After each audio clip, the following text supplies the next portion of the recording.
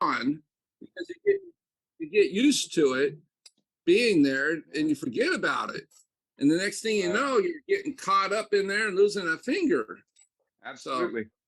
So I have it in our bedroom in a special place where we can see it. So she knows it's there. It's not just hidden in a drawer somewhere. So You know, Been you heard married what 48 Dane's. years. Have a neighbor who said that my wife and I should renew our vows. And I said, why? They didn't take the first time? I guess it's just another excuse for a party. Yeah. I did that. We did a renewal just for the party. Well, we didn't have a party the first time, so the second time we had a party. Yeah. And congratulations on the 28th. Oh yeah. Thank you.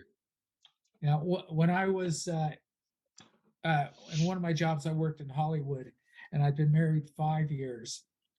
And a company of 50 people, I was the one who'd been married the longest. Yeah. And they were anywhere from 19 up to about 65. So the idea is just like, you know, unfortunately, a lot of people seem to take it, well, choose wrong is what I'll say. Yeah, that as well. You know, there's an expression, it's, especially when you're young, everything's going great because you're out partying, work and come home or cohabitate together and then get married. And then next thing you know, everything is, now it's real. And so you're with the person, 24/7, or, you wake up with them, talk to them several times during the day, and then you're in the evening, you should, having dinner with them. And then you find out what the real person is, whether it's the man or the woman, it's I found out it's best. not always all that. It's best to marry the second woman the first time. I found that out. Yeah. I did. That was good. Found that out. That's a good one, Jim. I'm sure there's a story behind that. Yeah, kind of.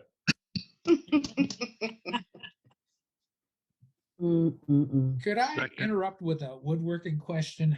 I know it's Sure. Go ahead and interrupt. Yeah, this is the woodworking show. Oh, okay. So Don Norton, hopefully you can show me my camera so I could show you what my question is. There we I go. will get Okay. spotlighted.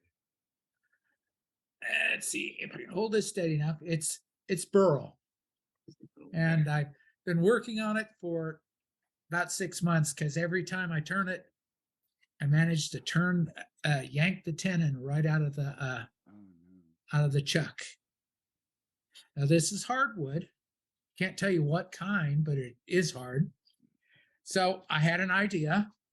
What I did was I turned a waste block and I put the proper screw in there so that I can use this as a waste block. It'll screw onto the headstock, and then I'll cut this piece off and I'll glue this piece on. Am I going to kill myself? No, let me ask you a few questions, Don. What kind of chuck are you using? I used 2 different kinds of Nova chucks. Okay. Now your chuck is got an angle on the inside to sit into a dovetail. Here's the next question. Why isn't there a dovetail on it block? Right now there isn't. I ripped it off and I just cut off the rest of it. So you can put a dovetail on it? I could, but then the issue is if I leave this on, it's going to be a little tougher. I'll have to make a jam chuck so that I can turn this to do it again. And it had a taper on it, and it was, I'd say I probably had 3/8 of an inch chuck tenon, so it didn't fully seat. It had a taper on it. I looked through the edge of the jaws of the chuck to make sure I saw no air gap. So was And- the bottom of the tenon bottoming out inside the chuck? No, it wasn't.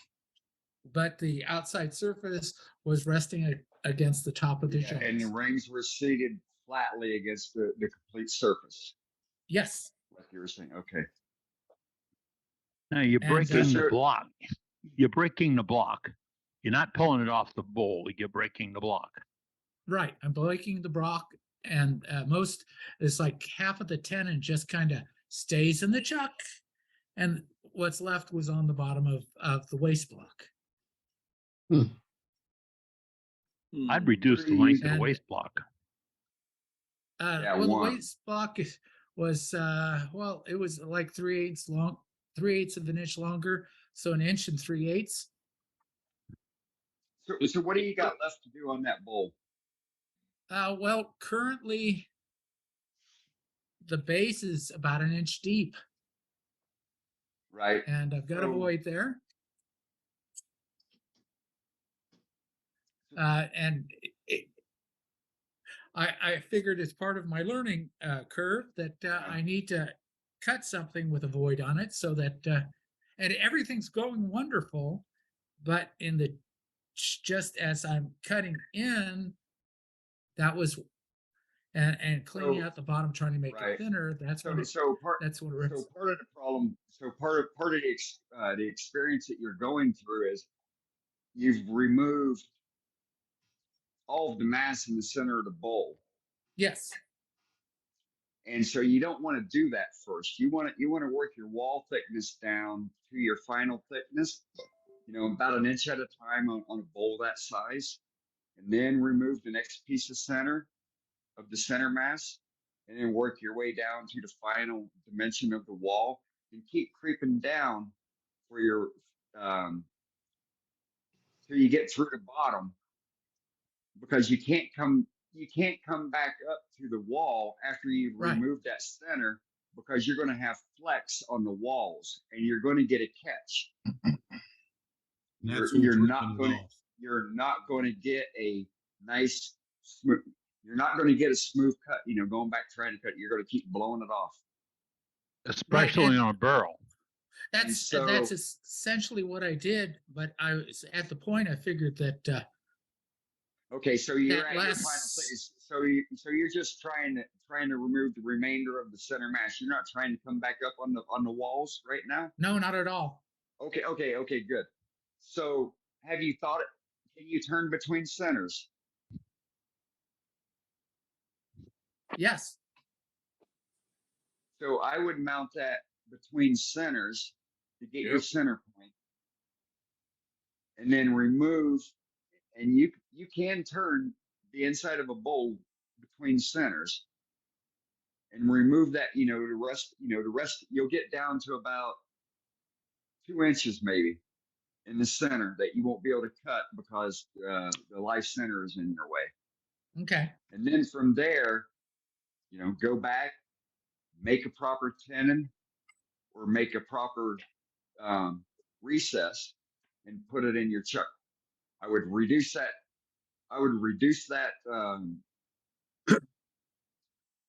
glue block to 1 inch.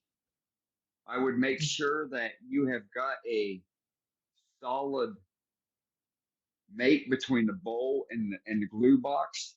If anything, I would make a very, very slight concave on the inside where you can add some extra resin or adhesive in there. Recommend using Titebond 2 or Titebond 3 for the glue box. Well, And then the first between thing, centers, make sure and then you got your pressure there. Let that set up, and then put it, after 24 hours, then put it in your chuck, and then you can finish off the rest of the bottom. Okay. On the inside. That sounds like a wonderful idea. The last part is that void, and I don't know if I can get close enough, Yep. but essentially That's great. I'm missing about 1/4 of the mating surface because of the void that is there. So what glue did you use so far in the past? Titebond 2. Okay. All right. But if you're Yeah, breaking, it's good to hear you work. And so I just want to say this, for the members out there, you don't want to be using super glue or CA for a glue block because it is not structural. It does not provide a structural sound adhesive. Okay, I got a question real quick. Is the glue block face grain or is it end grain that you have attached it at? The grain is running from this side to this side. Okay, and So another cross thing that way. I think it popped off is because that glue block is extending it way out there Yeah, away from your exactly. chuck. As And far as when you get to the bottom of that, there's a lot of pressure going on your tool. Okay. And having it extended that far out of your chuck, it's gonna come out. It's Yeah. gonna shear. It's either gonna shear the tenon or it's gonna come out of the chuck. Okay. So I broke it down to the right thickness is what you're telling me. Well, it needs to be even smaller than that. yeah. So an inch is too long. So Oh if you're man, going an inch. 3/8, it's That's still gonna way be too long. okay. Yeah. Even that's too long because you're putting a Okay. lot of that.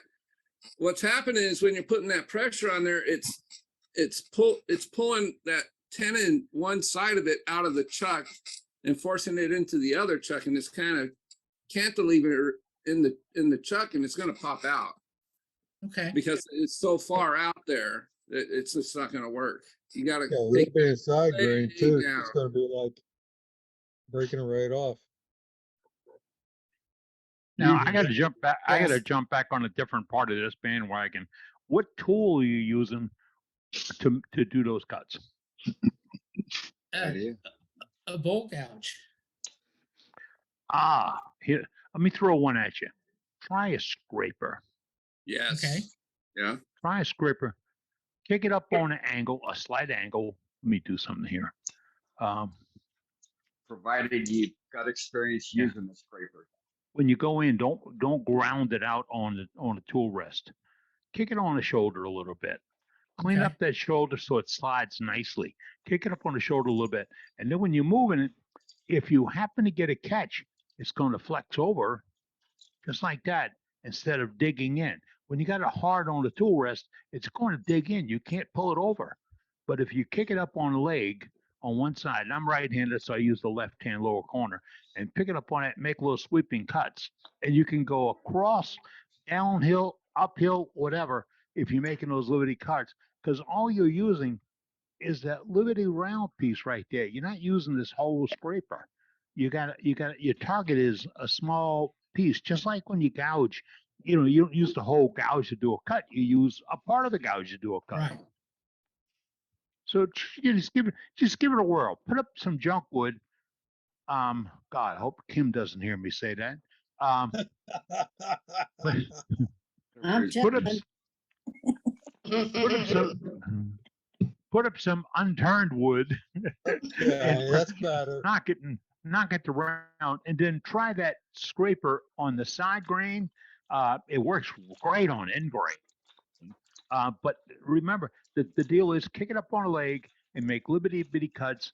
And like I said a moment ago, if it bites, your muscle action will leave it. If you got it hard flat on the table, your muscle action can't do a darn thing for it. You see, Dane, I cleaned that up, darn thing. Thank you, Eddie. I We're gotta good, we're take off good. for a little bit, but I'll be back in about an hour. So Okay. don't go anywhere. All right. Well, hey, Scott, thanks for the warning. You're welcome, Dave. Yeah, we'd have to hate to make Eddie stand in the corner because he said naughty things.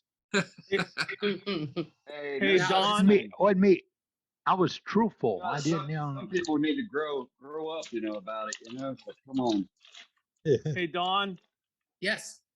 getting back to that glue block that you made that you tapped, Yes. they will work fine if the circumstances are correct. Just use hot melt glue and you're good to go. And it's easy to get your piece off of them when you're done. Just dribble a little denatured alcohol on it, and it'll loosen that glue up and pop right off. Acetone works better, but however, glue with those glue sticks, Yeah. you should not be using the glue sticks that you get at the typical craft market, because it doesn't have a structural bond strength. Yes, it'll work and it works, and I've been using it for years.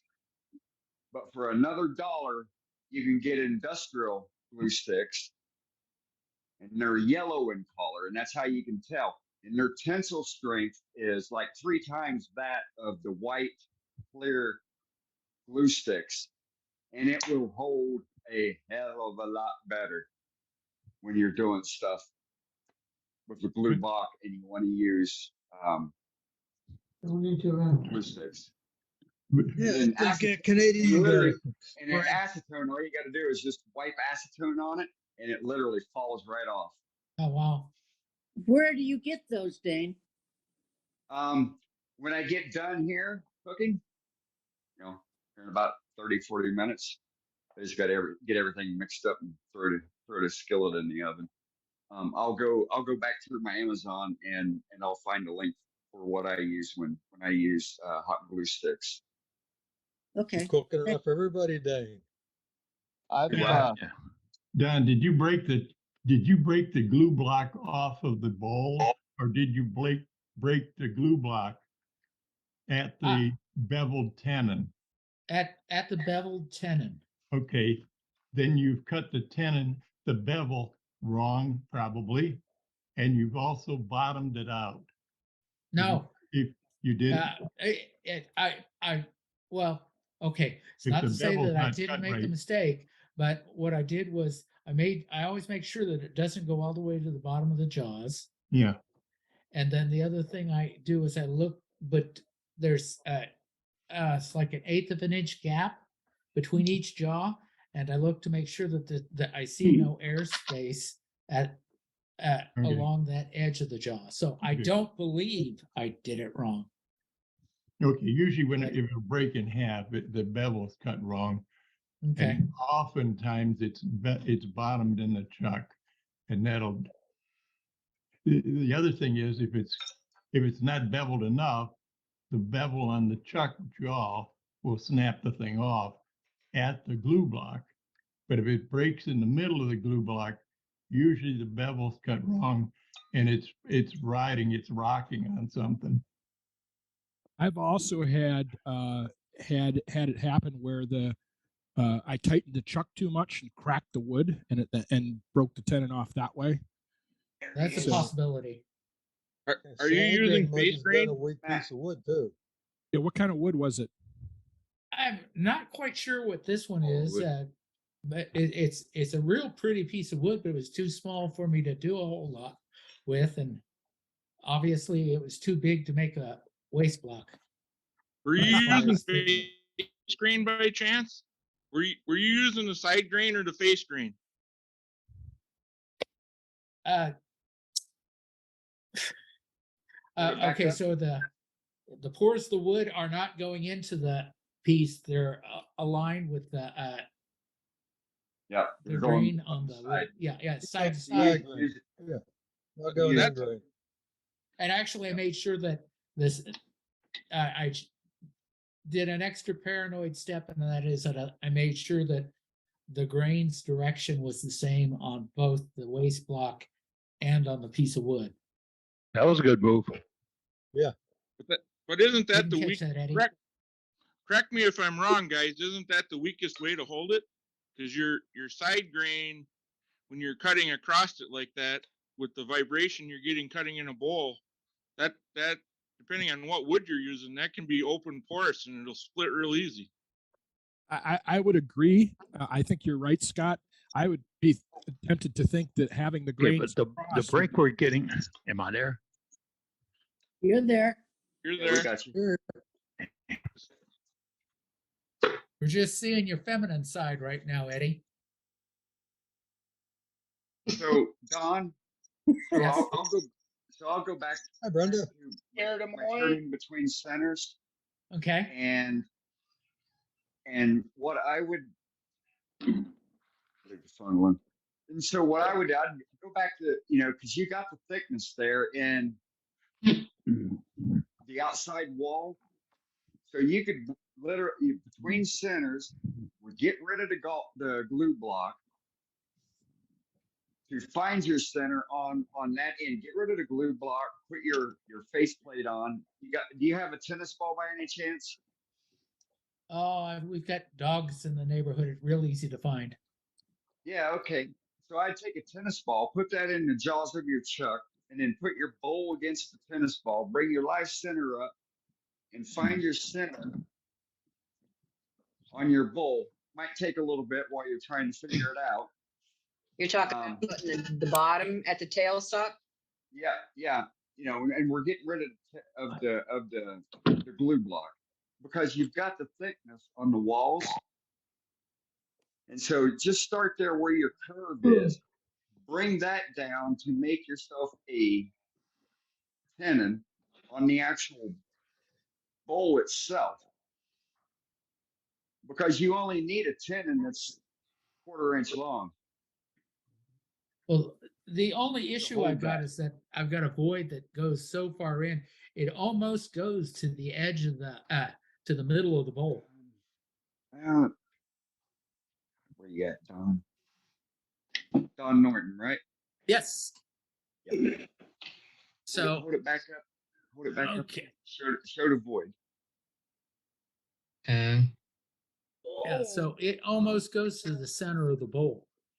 Oh, Leave the wall stick holding it. Would it be better? Would it be better if you used a chuck ring with screws into that block instead of cutting a dovetail?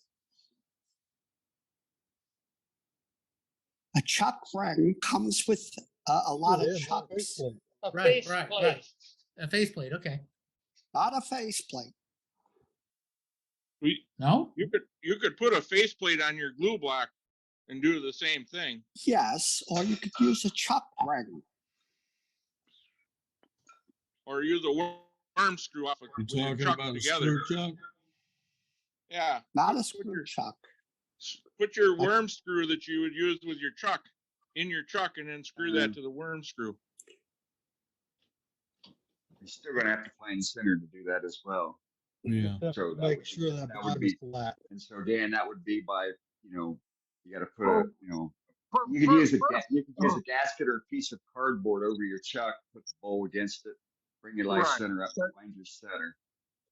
But what you're holding there, what you're holding there with your right hand, or right now, okay, your left hand, is that what you're sticking? Turn it backward. Turn. Okay, that whole thing, you're sticking that whole thing, and that's inside your chuck. Well, unfortunately, the dimension here is too small for my larger chuck. I mean, and too big, so I'd have to make another tenon out of that piece. Okay, so you're gonna put a tenon inside of that. On that, yeah. Yeah. Inside, which is gonna be the out. Okay. Well, again, like Dave and Ed was saying, you need to take probably a good inch off of that. Yep. And then do what everyone has been saying to put where your thumb is right now. Put that inside that bowl on your chuck with something there that's not going to scratch it, and then bring your tailstock up. But first of all, probably the first thing that everybody has said to you is it's too long, and that's probably your biggest problem. Okay. Let us know. Well, I'm still learning, so. Right. Oh, there's nothing wrong with that. Hey, we all are. We Don't don't let all anybody still fool you. learning. We all make mistakes and learn from them. We all just learned something the past 15 minutes, believe me. It's all part of the process. You can't get I was to going the to say, finish when line I in was this. turning this, I was going through so many different densities of wood that that it was challenging, an effort to actually right? keep the tool still. Well, if So I don't believe I had a catch. Doesn't look like it.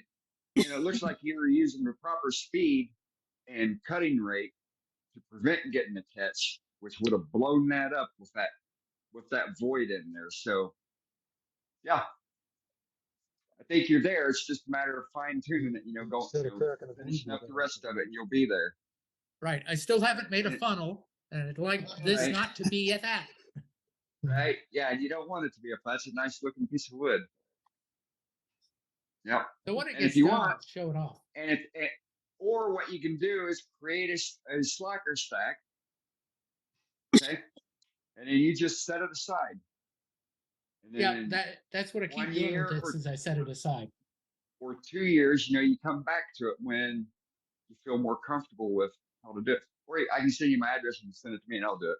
I'll send it back Thanks, to you. Dan. Thanks, Dane. I appreciate Absolutely. it. But I'll Absolutely. still be stupid. So. Yeah, no. I'm being, you know, comical and whatnot. But seriously, I really would do that for you. But you know, 'cause that's a nice looking piece of wood.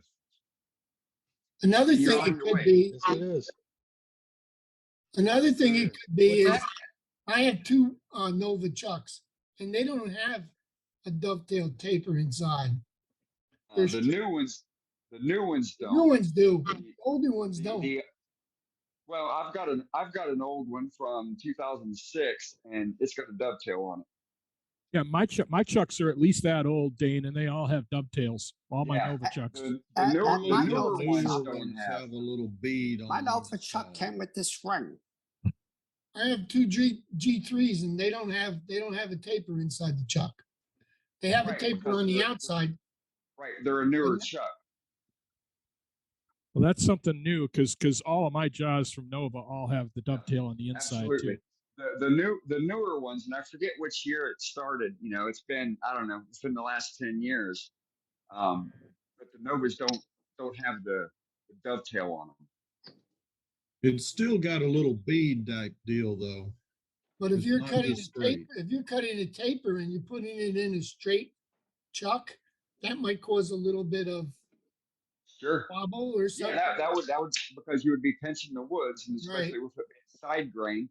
Right, but I side do see a grain taper on tenons the have a on the component of jaws. breaking. But he did say that he checked that and it did sit flat. Right. But that's one of the problems with, you know, with tenons and side grain, because sometimes when you crush those fibers, it's just going to snap off. And depending upon, you know, what that fogwood is, that could be the problem as well. Are you cranking down super tight on the chuck to hold it? What I'll do is I'll occasionally take the chuck key and I'll put it in the chuck and I'll see if I can turn it any, so that if it's kind of Right. Yeah. But when you loosens itself up. initially put it in, you know, you've probably changed the oil on a vehicle with a oil filter. You know, it's hand tighten and give it another crank with your hand. right, It's the same it's the same concept when we're chucking wood. It's a little not, less than an eighth of a turn. you know, you tighten it up and then, you know, and then you give it a nice twist. You know, so that could be an issue. You know, if you're over tightening, then, you know, that will crush the fibers and on side grain, and it will cause Okay. the tendons to blow up as well. And, you know, and it's dependent upon what that wood is. You know, if it's all straight grain, it's going to have more proponent to do so. You know, if it's a non-straight grain, tight grain wood, then not so much. But Now, when you get tighten it the figured chuck, out.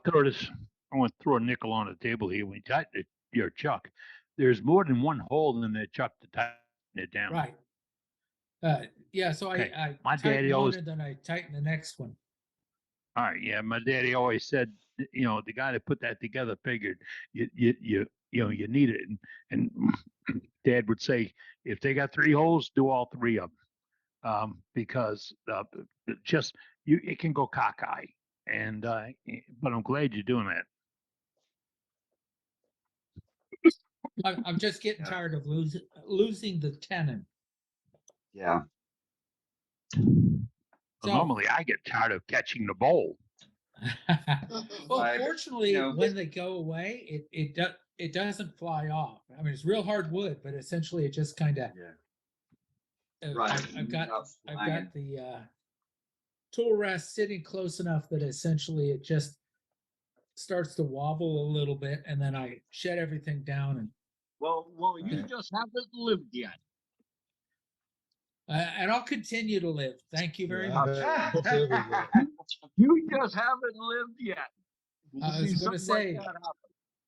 the idea of doing a bowling ball is like that's bigger than most cannonballs. That would scare the heck out of me.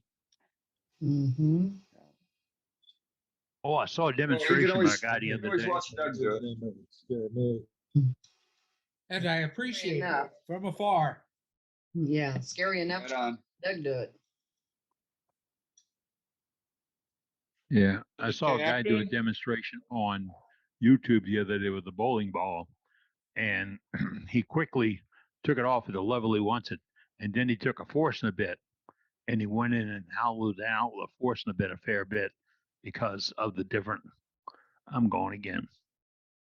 See you. Okay, don't know I see ya. what's happening here. No, you're still here. You're good. You're All good, right. Eddie. Thank God, T-Mobile.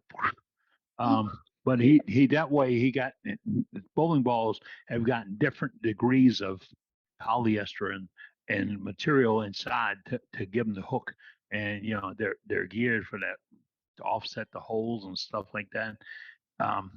And his idea was bore that all down to about 3/4 of the depth that he wanted, and he's not cutting all that. He's going back into the polymer again. When he's cutting, immediately he gets back into the polymer. It sounded like a good idea. I mean, I am sort of anti-Forstner bits for drilling out bowls and vessels, but only because it's wood turning, and it's not wood boring. drilling. Yeah. Excuse me, Ed. Hey, How do you think they hold those? How do you hold a bowling ball? Is Put they it between drilling centers. Is that Put it it? between your you put it between your head center without anything in it. Okay. And then you pull your point out of your live center, and you know, so you got two cups holding it. Yeah, Two yeah. You could circles and the arc. you could make cup holders for that. So make wood You ones. do that as well. I've done Or you bowling. could- I've done cue balls, and I purposely curved the glue block to match the glue ball, the cue ball, and then I glued it in. And I'm getting to be a fan of the hot glue, but I used a product like that. No, really, I used that 6,000 stuff or EC or whatever. Boy, somebody gave me a whole bunch of little. My sister, E6000. yeah, my sister passed on, and she was a major craftsman. And cleaning out her place, there was a whole drawer full of little 1-ounce tubes. And somebody said, "This is no good." I took them all. They're good. They're perfect because once they're open, they tend to cure out. That's it right there, E6000. And I know the bake tubes don't go as fast, but I liked it, and it has a little flex to it. Yeah, it does. But I came up. Yeah, I came up and my dad was a depression person. He grew up rough, and when hot glue guns came out, we had to have one because we would find that, pardon me, junky furniture from the wood that we could afford. And mainly my sisters would slam the drawer and the front would lean out and everything. The boys didn't have a problem with that. We didn't put anything in the drawer. We just threw it on the bed. But you squirt enough of that flexible hot glue on it, and it'd work. But it, like Dane said, it doesn't have any tensile strength. It'll flex the heck out. Oh, And I that's what love we that. want. I love that E6000. I make my own sanding mandrels and repair the ones I have when they break. Yeah. And that's the glue. These things. That's the glue that holds up. Nothing else does. Everything else fails. The E6000 will Right. survive the foam and everything else. So It survives the heat. That's the reason why. yeah, it survives the heat and it stays flexible even when it's cold Yep. and so on. So yeah. Yeah. That's It's what I terribly find sanding and the perfect use pad for it. flies over your head. Yeah. You don't want to use it. You don't want to use it for a structural bond because your bond it'll break. Hey, Captain. Go ahead, sir. Scott, we talking to you. Spotlight me and I'll show my dust box. You I'm see trying to me get at to you. Scott's iPad or Scott's tablet. I'm still here. Got me? We got Be you, Scott. Scott's tablet. Okay. I can't We tell see ya. if I'm spotlighted or not. So You are. my tablet don't work that way. So can you see my dust box? You what? Or are you looking at me? We're seeing I'm you. looking at you. There we see go. the dust Now box. you should be able to see it. Okay, so this is the dust box that sits behind my lathe. And right behind the lathe is a fan that blows at that dust box as well. So this is also a fan inside. So I don't know if you can hear that, but that's the fan inside with a double filter. So I'm going to pull a filter out.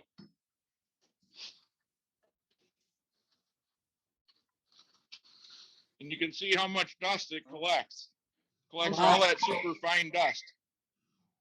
That's a $29 fan from the big box store that I built the box around. And then there's also a filter on the back side, like the front side filter, just to catch anything that may go through that first two filters. But it really works good being within a foot of my lathe to catch all that super fine dust. I have a pellet stove in my workshop which doesn't like dust. So it's just a way to really catch the dust off the lathe.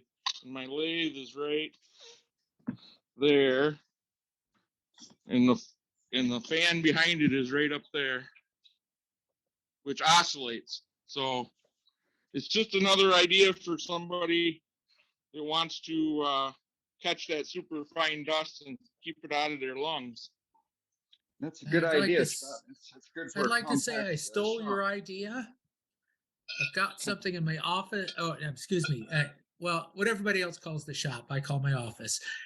What I did was I took the $29 fan, I made a cube so it would accept 4 of those filters, 1 on each side, and then the fan sits on top blowing out. And that's just, and then I've got something similar to what you've got right there that sits on a workbench I've got next to my lathe. And I've got a real small shop office. It's only 10 by 20, but I'm amazed at how much fine dust all these fans collect. But I mean, like I said, the fan is not expensive. If you actually go to Goodwill, you can find it for about $10. Yeah. You So blow what out else the, I- you blow So out what the else they do fan. with this? So what else they do with this too is they lay it down on a table and put a piece of pegboard on top, and I use it as a dust box when I want to sand something flat or There you carve go. something.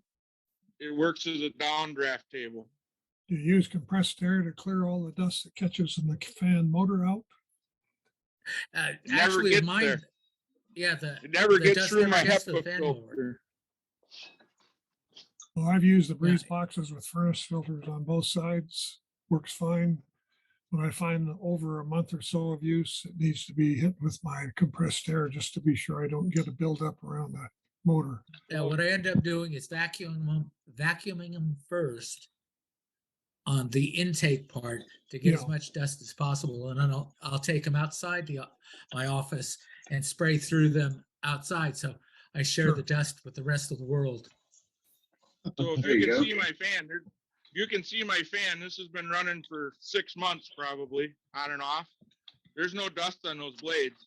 I use a HEPA filter in between. So my second filter is a HEPA filter. Sandwich like an Oreo cookie. Yep. So Yep, the I do first something filter exactly catches like that. I like the idea. That's cool.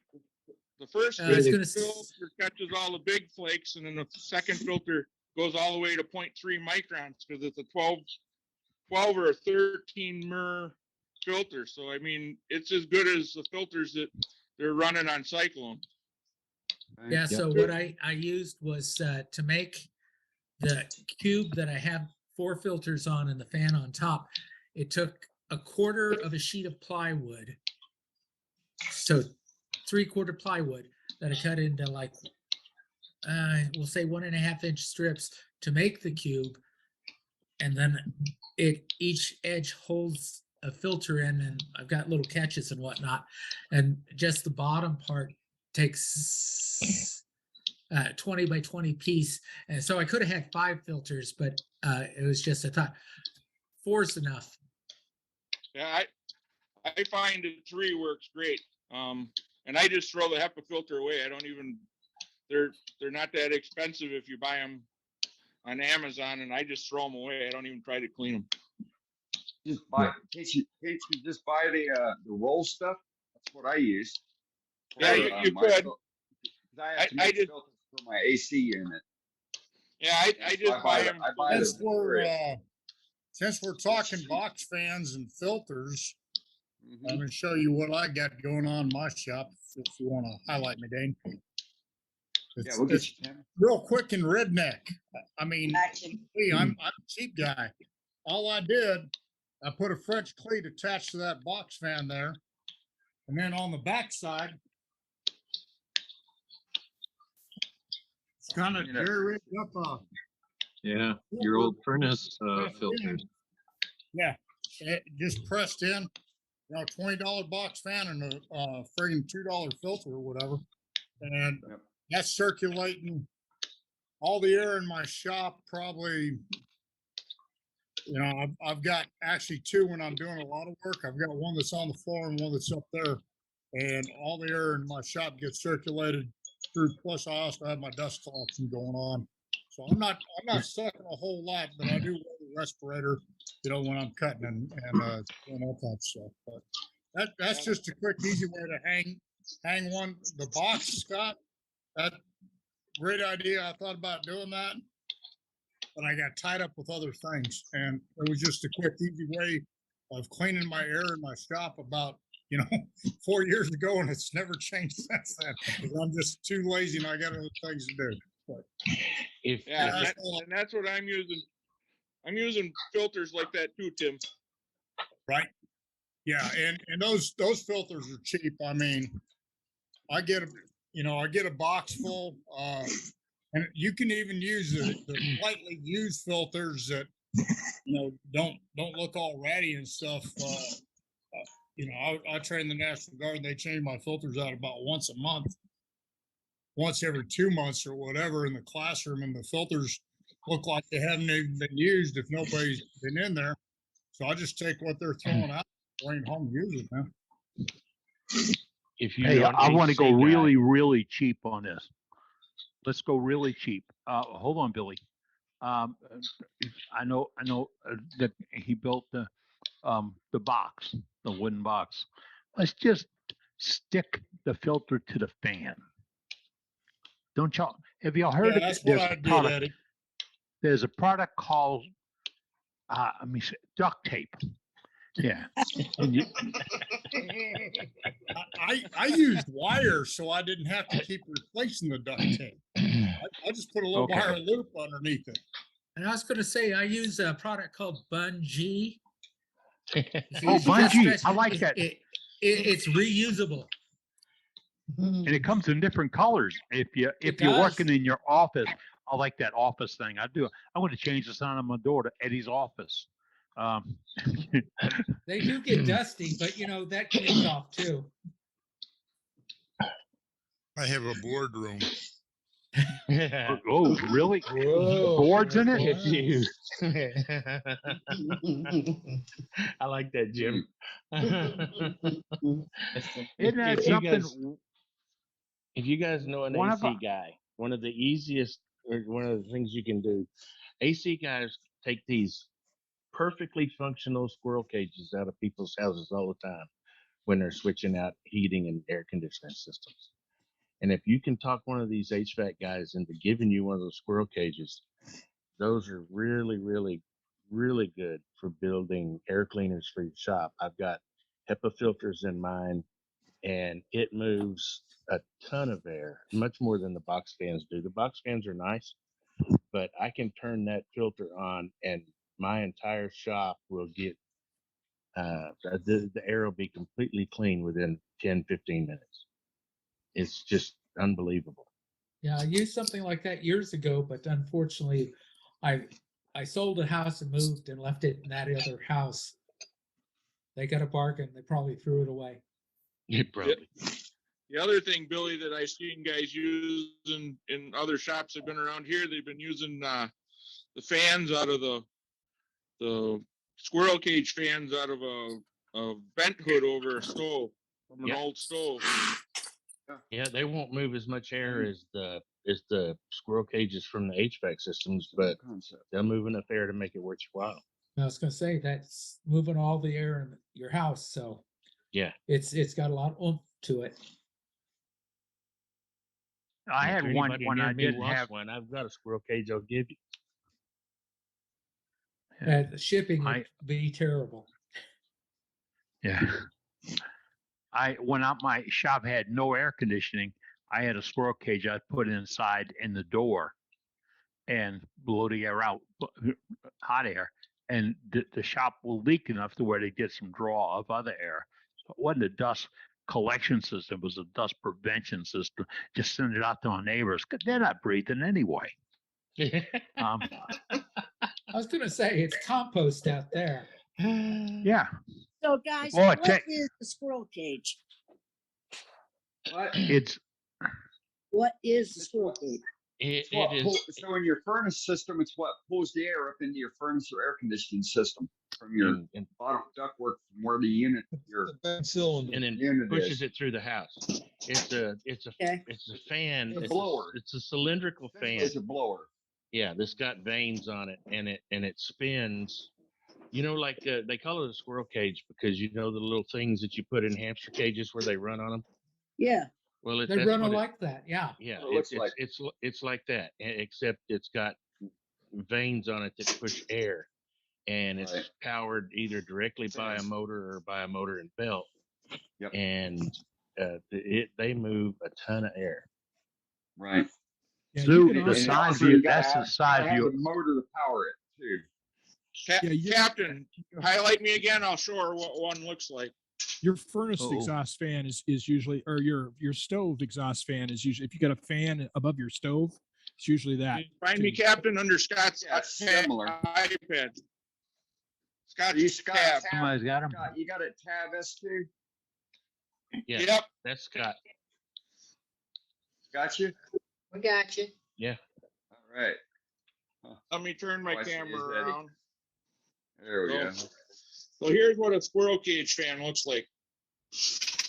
Okay. Yep. Okay. It's just it's a small version of it's a blower fan out of a furnace is what it is. I was going to say, it looks like there's exactly squirrel residue in there. That was before he put the box fan in with the filters. It's got a good buy for $2. Yeah, it was a good buy and it works. It's going to be my fan for on my ceiling because it's small. So I don't lose the head height. Okay. Ron Radliff, a founding member, just threw some stuff in the chat about Electric Motor Warehouse, yada, yada, yada, yada. And I can't read all that code, but hey, check that one out. And this is great. You see, one of our members had a comment about taking dust out of his shop. And Safety Sue has told us before, you need to think about that. And we got to talking about it. I've known people for years that worked in mill shops and cabinet shops and all, and they all have severe breathing problems. And the joke was, did you smoke? No, I didn't smoke. This was from where I work at. I inhaled it and it built up in my lungs, and now my lungs are mad at me. So they don't work so good. And it's not a simple thing to fix in some cases. It's just something you should consider fixing. Gorse Duplessis was one of the finest ornamental wood turners in the world. And I asked him something about dust collection at a shop. And he showed me a little 6-inch fan with the little clamp on it. I got one here in the shop that bites down on a 2x4. He had 2 of them over his workbench blowing down on his work. And he says, I don't have a dust collection system. I have a dust prevention system. And all that stuff gets blown down to the floor. For him, it may have worked. For you, it may never work. But the idea is if it's coming up here, it's not good. It's not happy. And I know after COVID, we all hate wearing masks. But yeah, maybe I was at the clinic today. The employees, they've relaxed the rules on visitors wearing masks, but every employee in National Hospital's got a mask on. Everybody from the snack bar to food service, not that I go there, to the pharmacy and all that, they all have a mask on because they're making contact with people and they're doing some preventive maintenance. That's what I think it'd be, preventive maintenance. So consider that, taking one of these programs, put it in your shop. And when you talk to the AC guy, ask him about filters.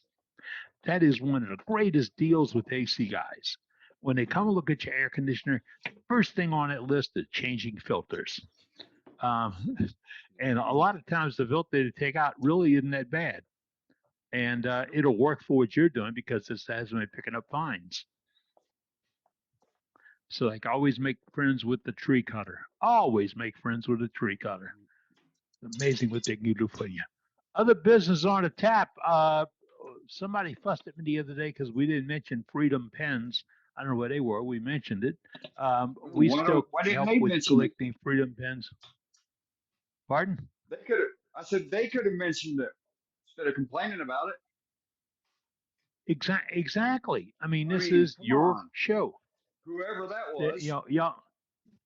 We tease about the co-host thing, and I need the co-host. You're very important to this program because there's no way I can look at 3 screens or 4 screens and get everything programmed in, snap screen grabs and all that stuff. That's what the co-hosts do. But that's not limited. If you want to be part of that team, just let me know. Put it in the chat, whatever. But we still do Freedom Pens. Coming up Valentine's Day, and Doug Groh might be with us tonight. I saw him turning a crotch yesterday, and I'm thinking, Doug, your timing is perfect because Valentine's, the day after Valentine's, it's show me your crotch.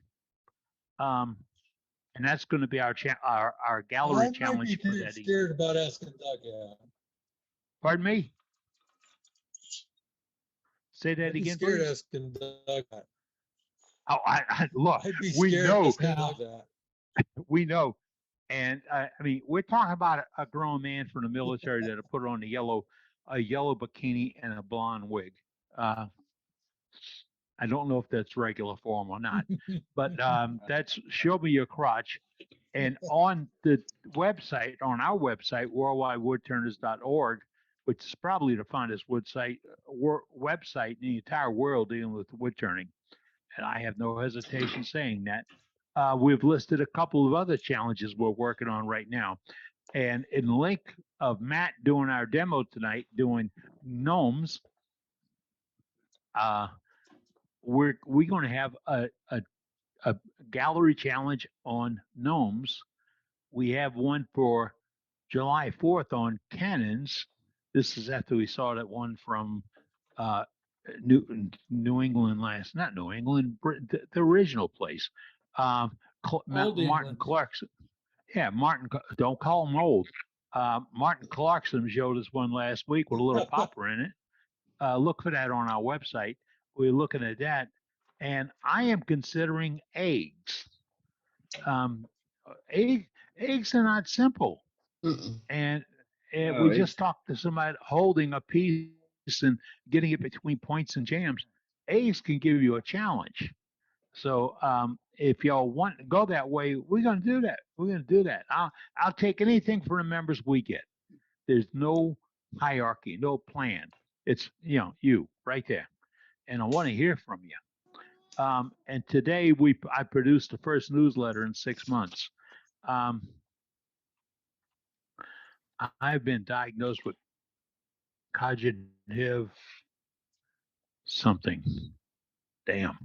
And because of my tumor, I'm losing sparks.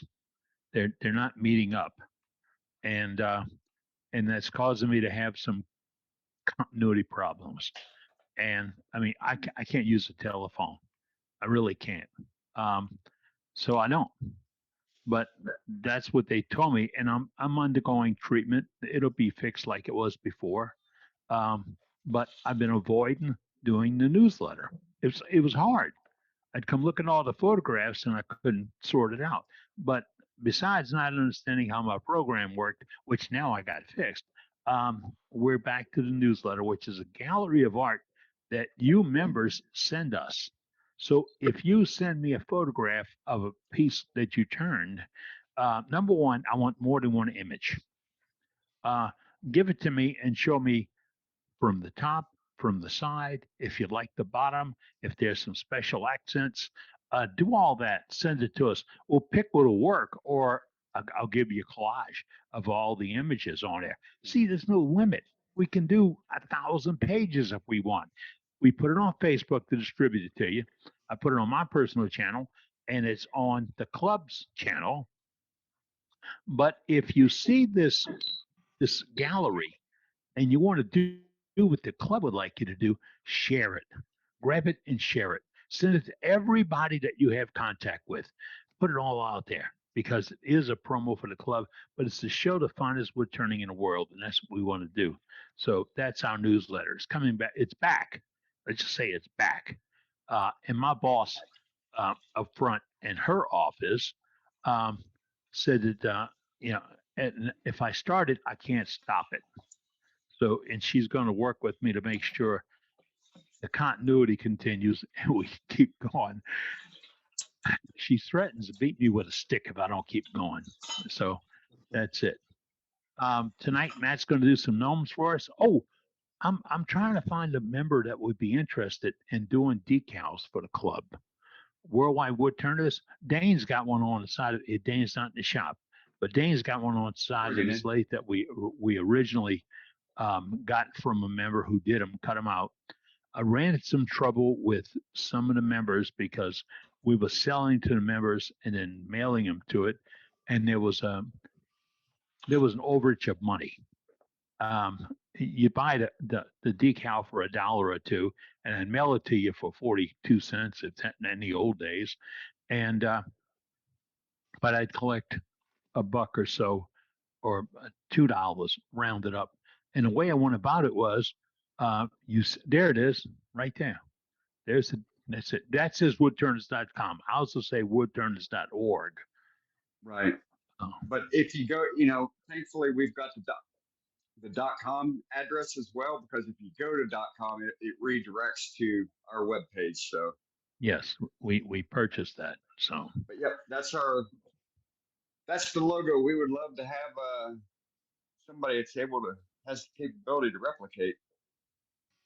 Yeah, we have the art, so we just look for somebody that would be interested in producing them.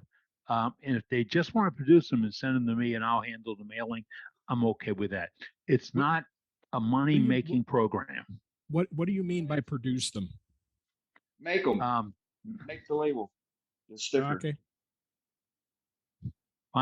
When my sister passed, she had one of those machines that you hand crank and the paper, the stickum stuff came off of a roll, and you draw it all out in your computer and you space it to where you get the most out of what you're using, offset them and all that. And she used to do patterns for clothing and stuff, and create a pattern piece and roll it out, and it was a nice rig. I'm not permitted to venture into purchases. Okay, I'm one of the few guys in the world that I have absolutely no access to money, credit cards, checks, anything. I have there's not a way in the world the boss will let me touch it. We went to open a new health account at the club today, and the girl said, "Do you have a credit card?" And I said, "Nope," and I'm really upset about it. And she looked at me like, "Really? You don't have a credit card?" And we don't. We have a couple of those debit cards, but that's it. Only because in my life I had a wife that didn't understand you have to pay the credit card off. It's a Cricut, Cricut. That's from Heather. That'll do it. Cricut. That was a machine Cricket. Linda had. Called a cricket. Cricket. Okay. Yeah, I That's actually all. have I have a silhouette That's all. cameo that I do stencils with, but it's Yeah, not it's kind of old school. adept. Yeah, it's old school. Yeah, it's not adept to doing stickers like this. That's why I was asking questions about it. The guy that did them for us, that's what he had, because he sent me a photograph of the machine and it had roll stock that he could get from Amazon and loaded a roll up and just cut them out. And it was a nice little thing. We dwell on this, but I think a lot of members like to have that. And the way we were doing it was you send in the cash. So I don't have to show anything on my tax return of handling money. You don't have As to far as worry that about it for 2020 for the 2022 year, because the IRS will not be looking for those $600 transactions because they weren't able to get equipped to be able to investigate and do the internal audits that are required for them to go snoop out on us small business people. Well, once they do, you don't want to get caught again. No, and by accident, we got caught again. Nope. So, As a not that I'm a tax dodger. Don't screw up on your taxes, because when the IRS comes, they will hammer you. So, if they want it, anyway. they get it. That's right. All right. All right. Somebody's got something to show. I saw it pop up a few minutes ago. Yeah, we got some stuff. Hey, Jim's got it. Yeah, Jim's got some stuff. Let's see. Joaquin's got some stuff. So let's go to from the. Let's go to Double J. Joaquin's here early. Kenny, Brenda. Yeah, I'm here. I got several things to show, but I want to talk, since we were talking about dust removal and stuff. I ran across a wood, and maybe you guys can help me identify it, because I have no clue what it is. It was given to me. I turned a piece with it yesterday, and about 10 minutes in, I was in such bad sinus respiratory distress. I had to stop, open the doors to my shop, blow everything out, get my respirator on. I wasn't even sanding yet. It was that bad. So here's the piece, and I'm calling this the poison apple. I seen that on. Possibly Cocobolo? This is not no, I don't think it's Cocobolo. Cocobolo. Goncalo Alves. It could be Goncalo Alves. It might be. Anyway, Yeah. so this is Catalox, and then it's an apple, so it's got a worm. That's maple. And it's just a little lidded box. And I turned its twin today, but I had my rudimentary dust collection going, and wore my mask from the get-go and didn't have any problems except for my skin itching. So this was yesterday, one of my turnings yesterday.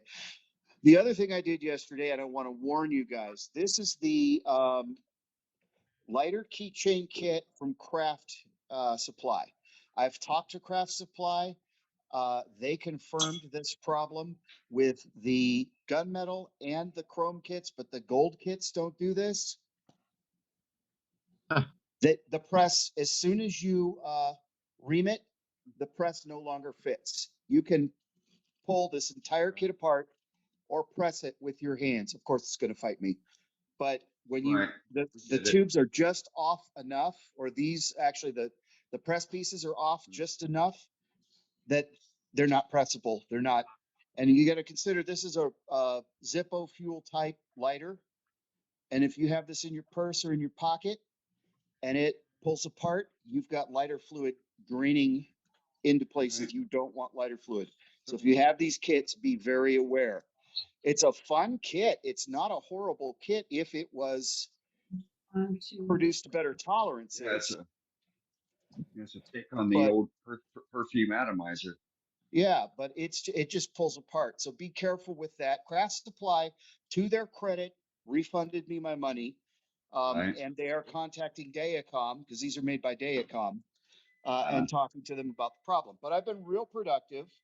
This is New Year's Day. Ooh. That's Oh, cherry my pearl God. calabash. No. Very nice.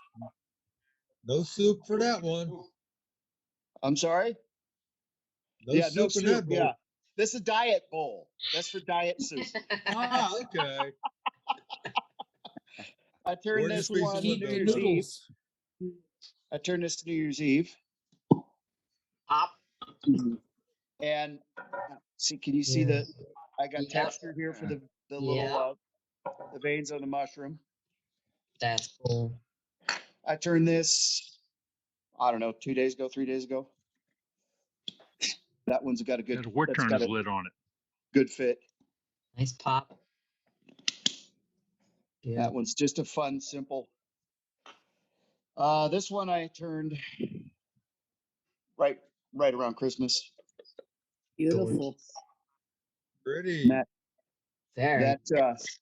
I don't know how I kept that. I don't know how I kept the bark on, but it stayed. It's beautiful. Very And nice. It's gorgeous. That's also got a my friction fit. goodness. Oh my goodness. Okay. Jeez. And then I've been doing dice boxes. I've got another event, themed, D&D themed event. So I've been doing dice boxes. This was a failure because there was a crack in the part that was a lid. I got a piece of 8-quarter dried S4 black oak. This is black oak, which is just marvelous wood. It's gorgeous. Look at the rays. And so there was a crack in the little piece that was going to be the lid. So I grabbed some zebra wood and made this lid. So this one is not a dice box per se, although I guess it could be used as one. But I also found a graphic series I like. So your D&D player can select their class. How well received are these dice boxes? Because I'm connected to some groups who play. I made 3 for the first event. I sold all 3 for $85 each. There you go. Nice. Okay, thanks. That's what I need to know. They go well. They're I very think that well would go received. well for the current with my market that I'm targeting now. So yeah, they go well. Somebody said egg. Oh, nice. Box Elder Burl. I turned that Wow. last year. See, eggs are a good chance to use scraps. Oh, Kim, forgive me. Would you haven't turned yet? Would you haven't turned yet? And then Yes, there are my Christmas presents for in the house. Purple heart and maple with blackwood. This was kind of a fun little project to do. Took me 3 days because the purple heart was very fussy. And then she bought a little dragon and she wanted somewhere for it to live. So I made her a purple heart stand. And we just put a little hot glue on it. So he's got a little nest. Cute. Right. So we have a couple other calories lined up. Be careful with these kits. Just a warning, if you want to make, they're gorgeous. Look, that's a beautiful kit, but you're going to have to spend some extra time and glue it. And listen, if you're old and arthritic like me, this little screw that holds the flint in, be careful. I lost 3 of the 5. Oh, the screw heads are too small. Yeah, they're a little bit too small. And the screw. The one good thing, if you use a Zippo style lighter, the one thing you need is a good stiff spring. And let me tell you, if you're not paying attention, that little screw goes boing, and it's gone. It's that big. It's like 4 millimeters. It's tiny. Now, so is this kit really work? Is it really going to hold up for the customer? I'm not selling these. They're beautiful, but like I said, I got a refund. I'm not selling them. I went to Wood River and got their trench style lighter kits, which are bigger. This until they redesign it completely, I'm not selling this. Yeah. It's not Okay. safe. That's my assessment. Is, I and can't see it. I can't see it holding out. Yeah, I had a frank conversation with Craft Supply. I was very disappointed because I was looking forward to giving these away, and I can't even give one to my wife because if it falls apart in her purse and leaks, who knows what kind of damage Right. that would do. Yeah, you're going to hear it. Yeah, oh yeah, Sure. yeah. We're gonna hear It's about it, just that's so. for sure. So I just counted it as an exercise in making sure that I could cut to the bushings, and it was practice. Yeah.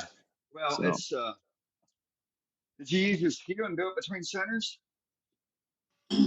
I used my mandrel saver, but you drill this to 37/64. It's huge, but it has regular sized bushings, so you could do it between centers. Oh, and you weren't here last week, were you? Oh no. Yeah, and you can Okay, fix so that problem that was with. a plug because I did a demo on turning pin blanks with nothing but a skew between centers. Oh, well, I've done bushings. that. That most of the time I don't use. I have a mandrel saver. I don't use it. I have the turn between centers kit or set that's a M2 taper with a 7mm stub I on know it. what you're. And you Yeah, use I've got bushings that. on it. I Then usually, you put bushings on turn it? that. Yeah, you can put your bushings on it, and that's it, and you're good. Go That's what I back used and to do. watch. But I recommend go back and watch my video from last week. And I will. Demonstrate why TBC. My four axis pen, my 4-axis pin, I turn that between centers. I had to. Yeah, When I do the demo, I'll explain why. Yeah. Yeah, but if Couple you want to weeks, be right? as accurate as possible, between centers is the best way to do it. Yes, it is. All right, I'm going to rush all you up to. We have somebody else for gallery before we go to Yes, Matt. we do. Eddie. Gnomes. Yeah, we got Brenda. Can I just sorry, can I just dive in going back to your apple? Nobody give you any. I got you. No, nobody give you any kind of idea of what that wood might be. I'll take a little bit off safety Sue. What I will say to everybody is use some respirator if you possibly can, because all woods can be toxic, and certainly some of you will find you won't have any sort of problems with most woods, but one particular wood would get you. I turn many different types of woods, and one that was mentioned there was the purple heart. Purple heart instantly gives me a headache. I can't turn it, but no other wood affects me, but purple heart instantly gives me a migraine, gives me a headache. Walnut makes me itch immediately. I have to wear my respirator when I turn walnut. Well, that wood to me, and it's very difficult to identify it. What you're doing is you're looking at whatever your PV is presenting to you. But my guess would have been a Rocco. Don't know how much a Rocco you get over in the States. Don't know if it's called something different. But a Rocco is not a nice wood to turn. And that affects a lot of people, but it certainly has that kind of grain. So my guess would have been a Rocco for you. No. I don't even think I've Thank ever you, heard Martin. of it. Sorry to interrupt. I just needed to get that in. No, thank you. Thank you very much. No problem. Never an interruption from you, sir. Thanks. All right, let's go back to Brenda. Hi, guys. Hi. I am working on. I used my new jig that I made. Hey, Trace showed us, and that he uses for the ornament stands. And it's the same jig that some guy, John Beaver, uses to make wave bowls. So this is as big a piece as I can get under my bandsaw. So I've got a mortise. So I put the mortise, put this in the mortise on the bandsaw, right? And then in the jig, you cut it, you turn it, right? At a curve, right? And you've got holes in the middle of it. Put a dowel rod in it to put it all back together. And I used for the middle for the stripe. And it's a piece of black walnut. And I've not put it back on the lathe. I just took it out of the jig or out of the clamped it all back together. So in a couple days, maybe I'll have a nice little wave bowl. There you go. That I Can't use. wait to see it. That's nice. Yeah. It looks good. Very new output device. And device. What's that? Was there a question for Sue? That's really nice. Super nice.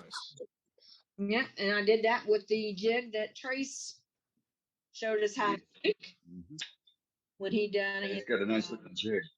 Yeah, I like that jig. Yeah. And it was real easy to just, put this in the jig here and it spun, on the bandsaw and cut this shape and glued it all back together and hopefully I'll have a wave bowl. Right. Yeah, I think you will have a wave bowl now. You just got to finish it out. Yeah. I'm kind of concerned though about trimming this down. There's 3 pieces I've glued together and I'm just afraid that it's going to shred when I'm turning it and pull. Well, I would take those I would before you start turning, I would take that down to sand it down or saw it down, a little closer to the base so if you would. Yeah. I cut it off with some scissors. And that stuff is, you can go if you can get down to the base of scissors, great, chisel, take a chisel and have at it. I'd be tempted to go at it with a Dremel. Dremel. Whatever your tool of choice for removing material. Implemented destruction. Okay. Even a handsaw. Maybe ever use a coping saw. Well, I will try that before I put it back on the lathe. Yeah, that's what I would, because otherwise you might get a tear and it'll tear into the site, the joint where it's at. And yeah, that's what I'm afraid of. Yeah. You gotta, but I would get, take that stuff down to the surface first with a saw or a chisel or belt sander. Okay. Whatever, A flush cut don't saw break it. would work wonderful. Don't break it or sand it. And I don't know if you have one, but a flush cut saw would work wonderful. An electric vibrating flush cut saw would walk right around it and clean it off. Yeah. You know what I'm talking about? Nope. That or if you have if I you have do a any Dremel. hand carving. That's the stuff that's in Zoom. Sounds like there's a lot of ways to go after it. Okay, you got one of them saws. You've got hand tools. So you've got one of these. I got both them saws, yeah. You've got one of these. Yep. And so I would saw down straight. Got Careful not to, I'd put a spacer on top of the bowl. That way you're not nicking in there. You're going to turn that off. That's just okay. saw right down, Enable the TV. and do it in little increments, and then and you'll be able to cut in, and they'll just pop right off as you go along the surface of that bowl. Gotcha. Right here, as your flush cut saw as it goes right along. But first saw them down, the little pieces, and then you'll be able to cut into the side, and they'll just come off and flake right off for you. Dane, where did you get that little tiny flush cut? It's a Saison. I can send you the link. I use Japanese pull saws, so yeah, I've seen the size on it. I've just never seen that one that small. Yeah. I'll get you the link here later on. Okay. Yeah, please. I need that saw. That's like perfect for my shop for what I do. I got mine at Harbor Freight. I've got the Harbor Freight too. I got one. I've used the saws in Harbor Freight, and and I'm not happy with how they cut, how they bend, how they break. Agreed. Agreed. That's why I'm asking. So I pay, I pay the extra coin for, get them from Japan, and excellent saws. When you watch the Japanese do woodworking with their fine joints and how they tap these little crazy joints in, they're all using hand saws. They're not using machines. Yeah. So, Pole saws. Yeah. Yeah. And I don't deny that, but not everybody can afford those. well, I understand that. I'm just saying that's what I use. Yeah. You buy and you use the tool that you're able to accommodate for yourself. Once again, you don't put together a collection of tools and equipment when you first start out. It's a collection over years. Right. He's giving us options. But this is an option, and these are the type of saws that I use for my flat work. Yeah, I've gotten to the point. Yeah, I'll get that link and I'll send it to you, Joaquin. No Yeah, problem. I've gotten to the point with my Harbor Freight saws that I need better saws. Yes. Yep. Nothing wrong with Harbor Freight saws. Nothing at all. For what I do, I use one every day. In the long run, it's not more expensive. It's cheaper because you're not throwing away money breaking your tools. Thank you, Charlie. And then taking the time to go to the store to get another one. And then taking that time to come back home to be able to use it. Yeah. Yep. We all know what it is. So. All right, Dane, let's pop up 1 or 2 galleries before we go to Matt for our demonstration tonight, and then we'll return to gallery. All right, let's go to South Florida, right, Tom? North Florida. North Florida. Well, see, I was close. I mean, I had a 50 chance. I just We're remember the so address. close we call it South Georgia. Oh, you poor guy.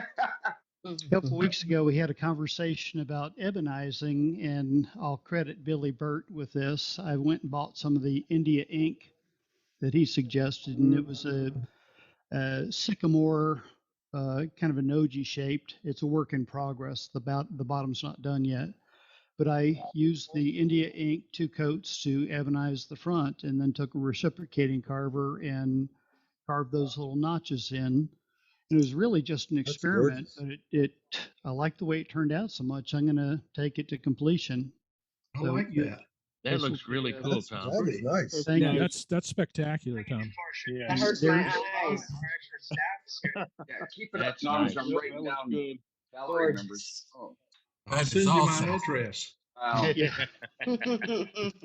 So one of these days, this will be a finished piece, and it's unusual for me to be ahead of schedule on anything, but we have a crotch contest coming up, and I have a crotch piece I want to show. And this is the bottom. This is mimosa, and it's a holoform. Oh, pretty. Oh my. And it has Oh, a that's bark pretty. inclusion. And Brenda, Wow. what do you see in that one, Brenda? Looks like a A Pac-Man. fish. It looks like a big fish. It is It Pac-Man. does. It's like a Pac-Man guy. Yeah. Oh, yeah, Pac-Man. It really does, but I got the feathering to go right through the center of the piece, and this That is was cool. the crotch where the two branches came together, and it was a fun piece to turn. And someone else, I think it was Joaquin, mentioned wood that gives a reaction. Sometimes this mimosa can give you kind of the sniffles and itchy eyes and kind of a mild allergic reaction. But it is, I love the grain on this stuff, and I get a lot of it around here in Tallahassee. That is That is beautiful. gorgeous. That's gorgeous. Yeah, I love turning. Yes. It's a beautiful piece. All your Thank you pieces very that you make out of that mimosa down there, they look fantastic. They don't look like other mimosa. You guys got a different type of mimosa than So even here, the variety from one tree to the next is pretty remarkable. Some of it is almost gray, some of it is very yellow, and this one was a nice rich brown. But I love the real pronounced grain that it has. It's beautiful. Gorgeous. What's the finish on that? Parfix 3408. Mm-hmm. Wow. Very nice. That's it for tonight. Thank you. Beautiful. All right. Very nice. Very nice. One more, Dane. I get muted out. Okay. No. You're not muted. Okay. All right. What are we looking for, Dane? Well, we've got a handful of folks that want to show things. We're going to come back to you for gallery. But right now, we're going to go to Matt Harber.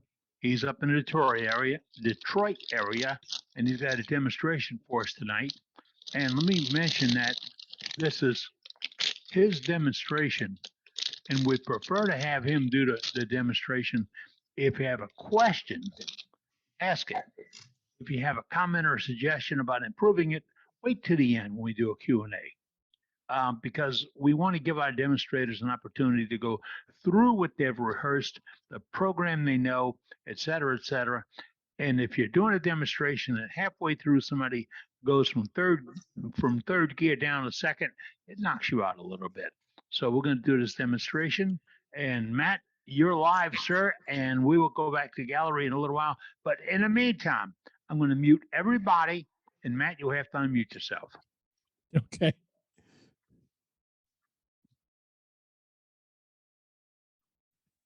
All right, welcome, Matt. Okay, I'm unmuted. How's my audio? Sounds good.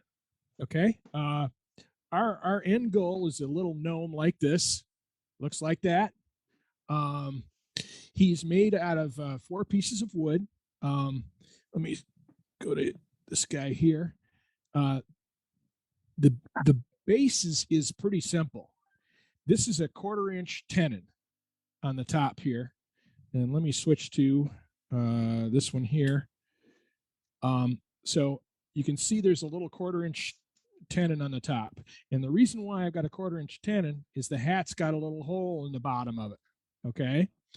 So, and the nose is made from 2x4. Looks like that. It's got a 1/4 inch tenon on it also. And the little bobble on the top is also made from shop 2x4, and it's got an 1/8 inch tenon on the bottom. So that looks like that. Okay. So there's an 1/8 inch hole in here. This is slightly, I don't know if you can see that, but this is undercut. Yeah, this is undercut here. The hole's in the center. So when you put them together, he looks like that. Okay. So there we go. So, and it's just, the 1/4 inch tenon fits in there, a little bit of glue. The natural edge bark overhangs the guy a little. This is undercut a little bit. This is dished a little bit, so he sits flat. And that's pretty much the construction techniques.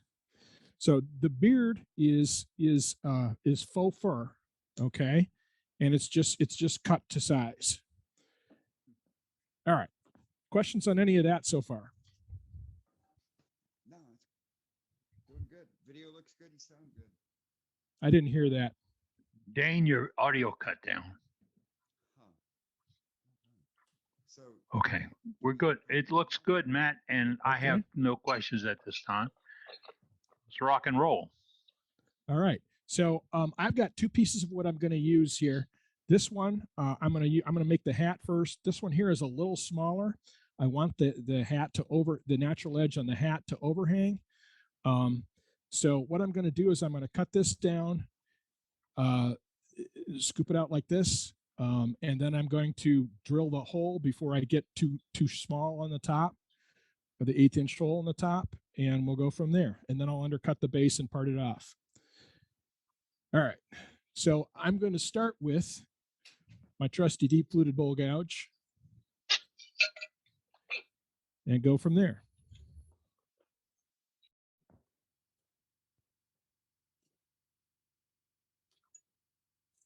I think the wood is Bradford pear.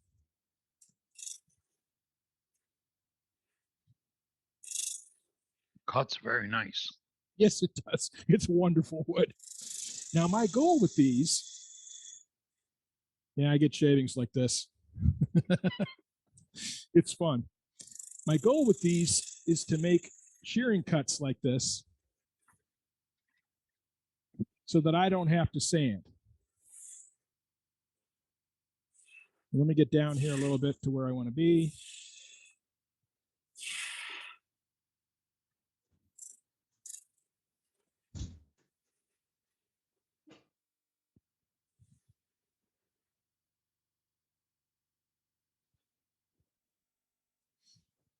And now I'm going to drill the hole.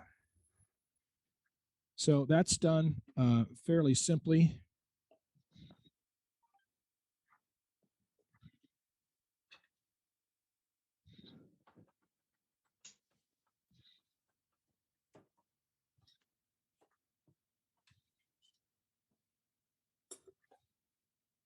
By using an 1/8" drill bit in a Jacob's chuck.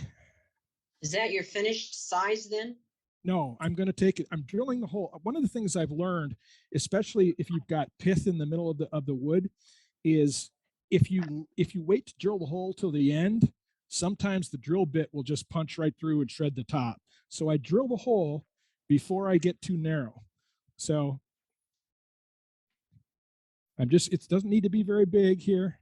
Just drill it deep enough for the tenon, and I'm done with that. Matt. Yep. So now I can go, I don't have to worry about any sort of games with this. I can just finish turn it and not worry about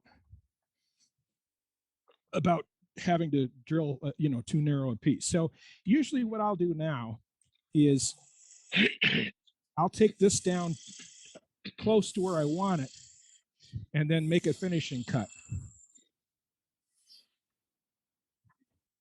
Now, one of the things I want to show is, I don't know if you guys can see this, but I am making a slicing cut here with this tool along this when I'm cutting through here like this. This is a slicing cut. Yeah, it's all backing up in there.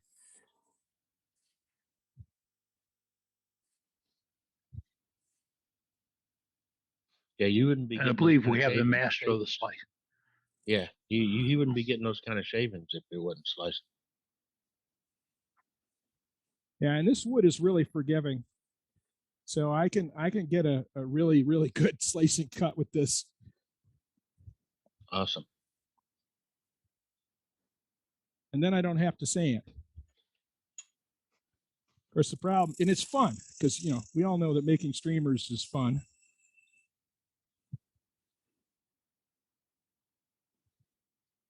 Except the problem is you can't see what you're doing when the shavings get in the way. Ah.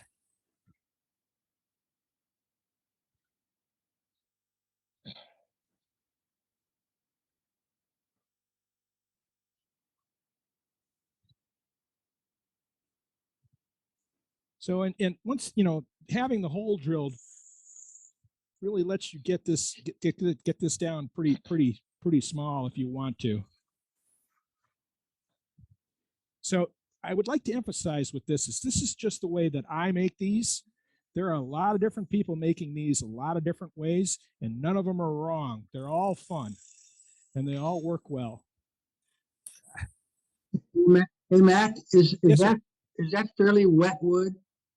It's pretty wet. This came down in a storm about 2 months ago. Okay. So it is pretty wet.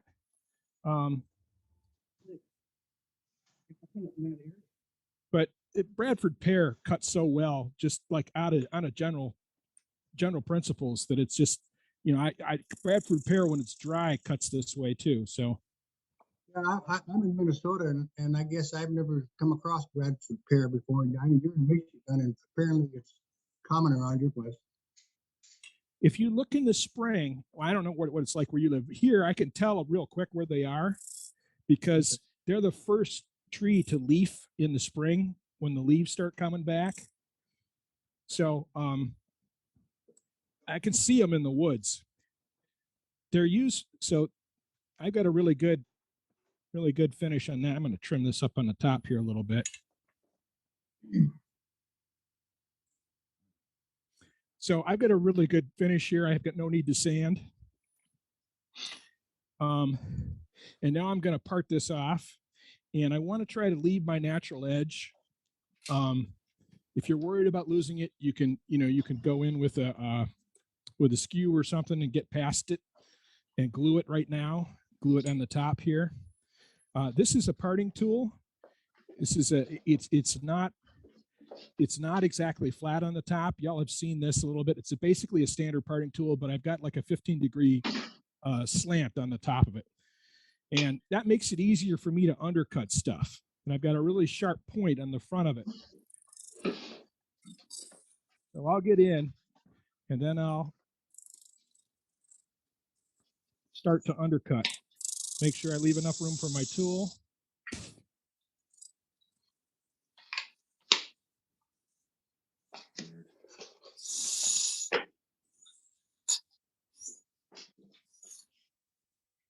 Now, something to consider here with these. Hang on a second. Something to consider with these is that the bottom of this hat is going to be hidden from view. It's going to be glued on top of the gnome. So you don't have to be perfect with this. You just have to get close.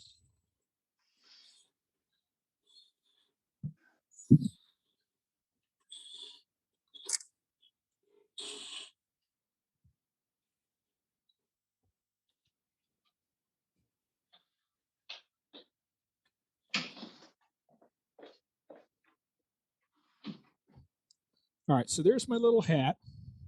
Okay, and he's got an 1/8" hole cut in the top. Okay. And now what I'll do is, let me get a skew here, trim this up a little bit. I'm just like taking off the little bits of nub here so that I can come here with the drill, excuse me, with the drill. And that's what I'll do next. So I got a 1/4" drill bit here, and I'm just going to drill a hole right at the center. And it doesn't have to be very deep.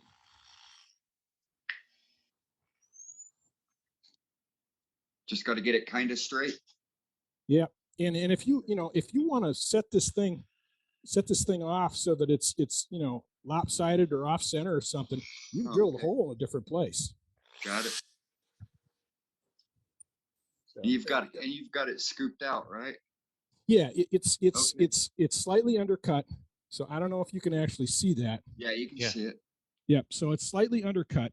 And, one of the reasons why I did that is I want this to be able to, let me get my little example guy out. I want this to be able to sit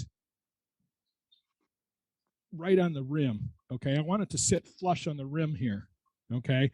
So I don't want any, if I undercut this, the only point of glue contact is going to be on the rim and on the little post.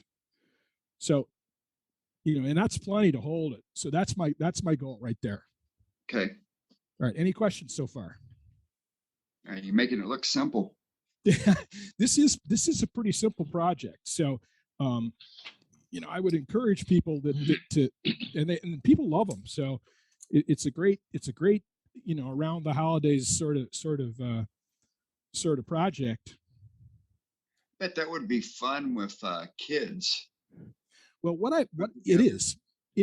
And what I've got now is I've got customers ordering specific colors. So like I've got people say, I want a red beard one, or I want I had one lady order a purple one and a blonde one. And I was like, seriously? She says, I got 2 daughters. Right on. That's nice. All right. Well, if you get a silver haired one, it'll look like Billy Burt. Well, yep. And they sell silver ones. So, it can be done.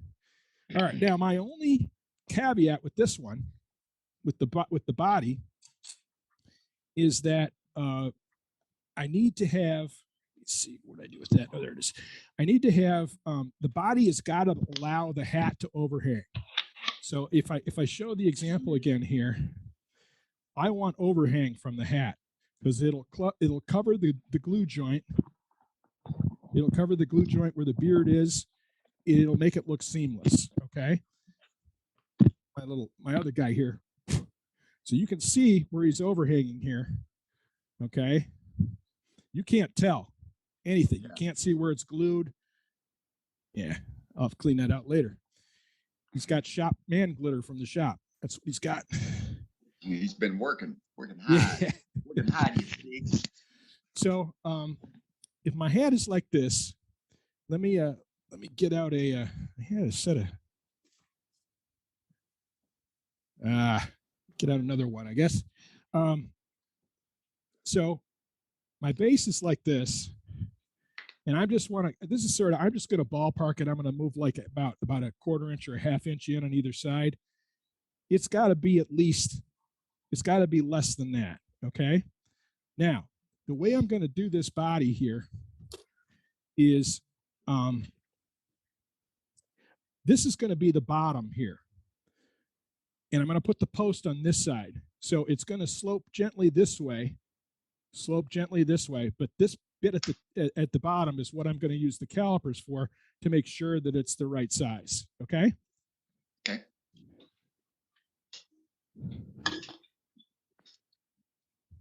And how big is that piece that you got in there? I don't know, 3 inches in diameter, maybe. He's smaller than a lot of the other ones I make. Like this other one here is bigger than this guy. Okay. This what, 3x6? Yeah, I don't know. You know, I just chuck up whatever wood I've got sitting around. So okay. Matt, is there a particular reason you're going from the base to the top in the middle instead of the other way? Well, yes, because I want to be able to scoop the base out a little bit. And then I'm just saying, okay, this is a good distance for his body. And the bit that's underneath here is going to be hidden by the hat. So I don't have to be, you know, I got to make the bottom look nice, but this part is hidden. So I don't care about it. Cool. So I rough with the deep fluted bowl gouge.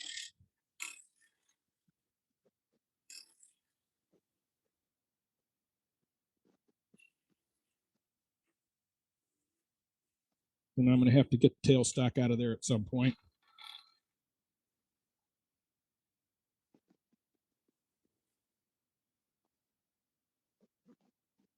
All right, let's check the size just to see. That's pretty. That's another reason why I like Bradford pear. So I need to lose like a 1/2 inch or so. So let me set my top here. So parting tool. Let's make him about that tall.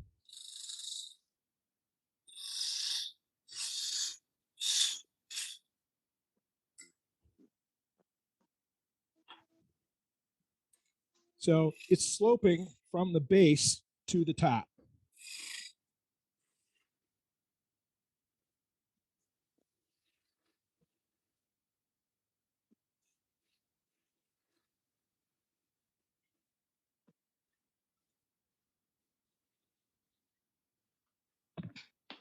All right, let's check and see how we are on the size just to make sure. All right, we're good. So I'm good enough to be under the overhang on the hat.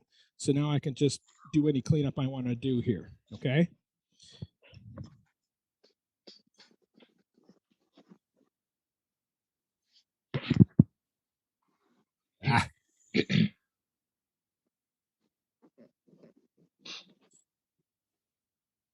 And you could do this with a skew, or I could come back this way and do it.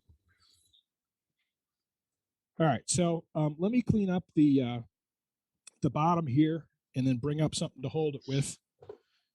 So let's do that now.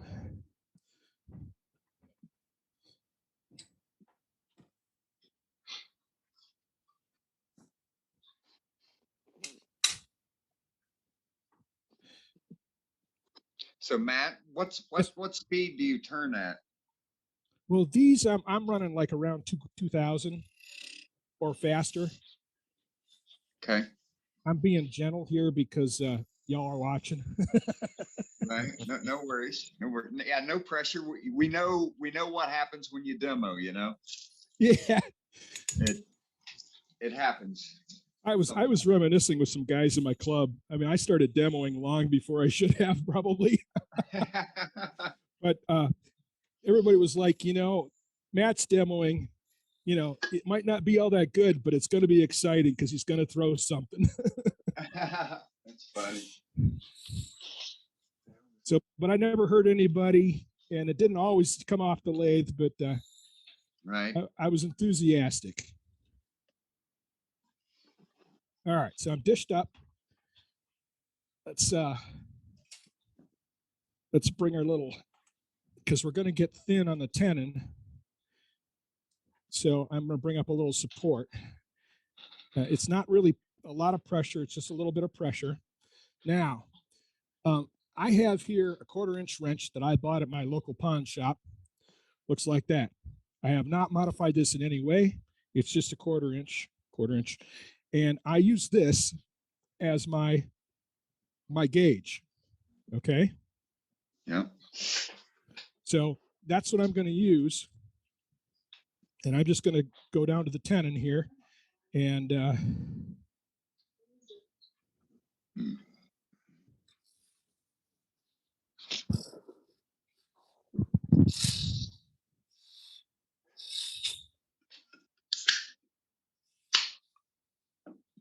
this is just a simple parting tool, nothing amazing, nothing special.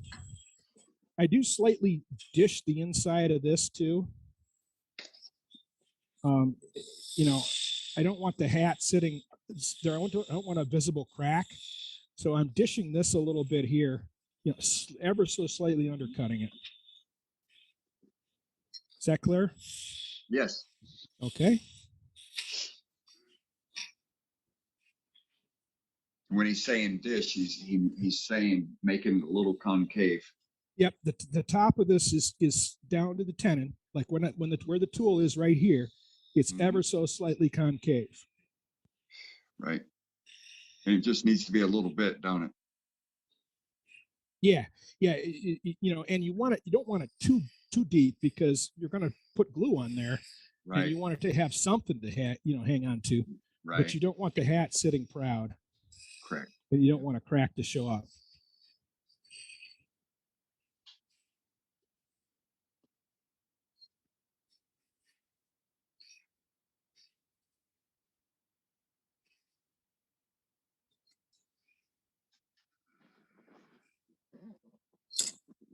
Yeah, don't do that. That's bad. All right, I'm a little, what's going on here? Oh, it's not quite. Okay. Interesting. All right. I was getting a little wobble there and I didn't know why. And this, was a little loose. So we're better now.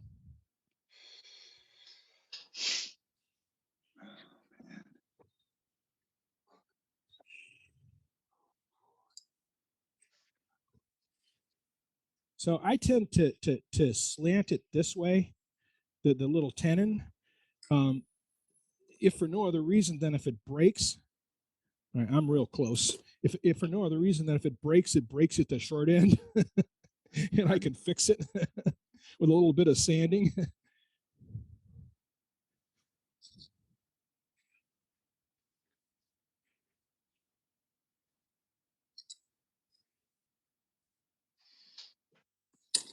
All right, I think I just broke it. Yep. Yeah, it's ready. Yeah. No, it's kind of screwed up, but we'll get it, take it off here, and you know what? I'm going to cut that by hand. That's too dangerous. My Japanese saw. There you go. There you go. So my tenon is a little trashed here, but it'll probably still work. I could probably sand that clean enough to get it to work. Make sure here.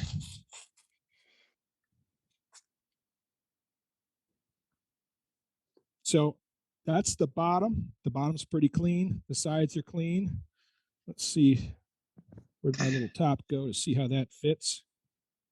All right, that fits. Okay, and I got my overhang. All right, everybody see that? Yeah. All right. Now, the nose, where the nose goes in, will also be hidden by the beard. So you want to pick a spot. Can you bring it back towards your tool rest? No, yes. There we go. So you want to pick a spot. I mean, it doesn't really matter, but you want to pick a spot. And I'm just picking an arbitrary spot here. You know, it's about 3/4 of an inch or so below the rim. And I'm drilling a little hole for the nose. Okay. Yep. Somebody Okay. bring the defibrillator over to Safety Sue. She saw you holding it in your hand as you were drilling it. I know she's in shock. What's wrong with that, guys? Come on. Hey, it's all good, Matt. Hey, Matt, I've done the same thing. It's a battery-powered hand drill. Come on now. Exactly. This is actually corded. I keep a drill on the lathe at all times, but That's all I use is corded too. Well, I finally got an impact driver this summer, but yep, corded. All right. What power? Now the detail parts. All right, well that goes in. I'll show you how I make these the other bits too. So let me put this away. Put this away.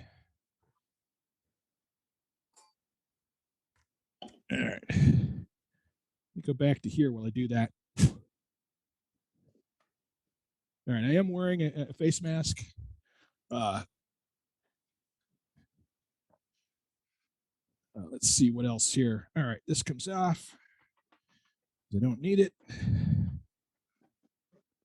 Anybody have any questions about anything I'm doing so far? Tools or what I've done so far?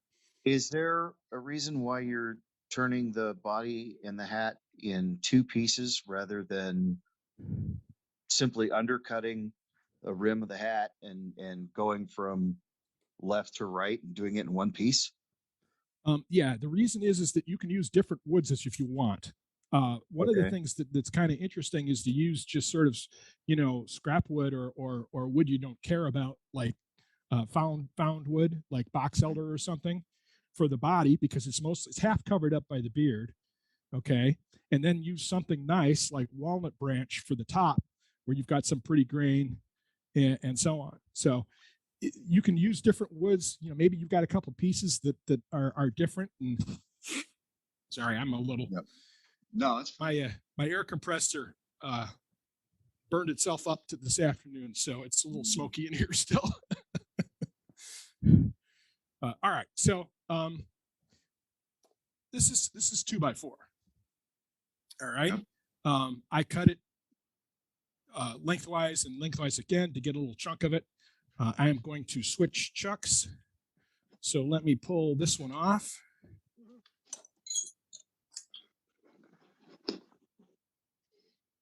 Now, this is why I have two chuck bodies, is because I leave the standard 50 millimeter jaws on, which I use most of the time, and I leave the pin jaws on another chuck body, so I can very quickly switch like that.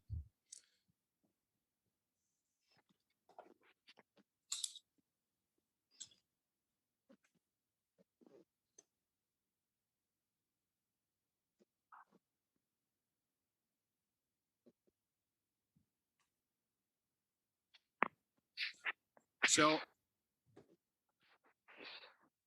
now I'm going to be using all the holes, Eddie. See that? I know. Good move. There you go. Is that like a 1/2 inch block or a 3/4 inch? It's the sides are not equal. All right, she wants to know. Let's see here. This little chunk of wood is about 3/4 inch by about 7/8 inch. Gotcha. But as long as it's big enough to get the size you want, you should be fine. So I am going to switch to a small deep fluted bowl gouge. Looks like that. All right. And I am also going to use my detail gouge, which was at one time a spindle gouge. All right. Yep.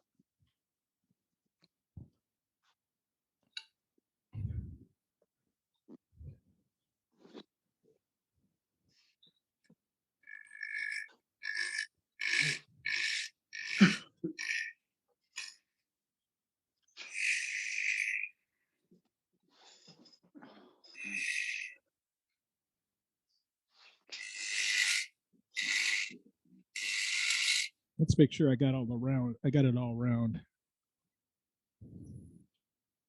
Nope. Didn't think I did.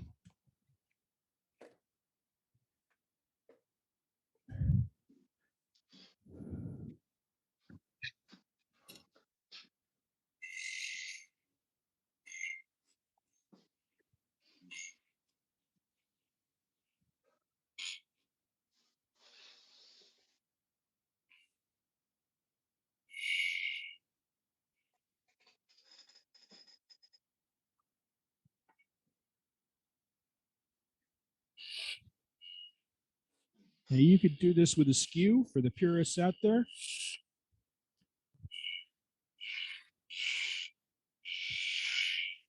Now, because this is the nose, I'm going to want some bit of post here. So I've got to leave this a little longer so that it actually sticks out between the beard.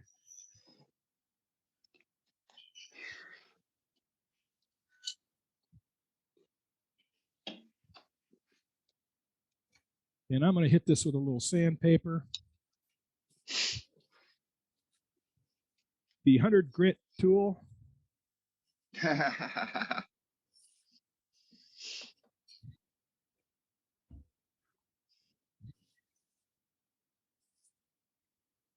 And the only thing it needs to be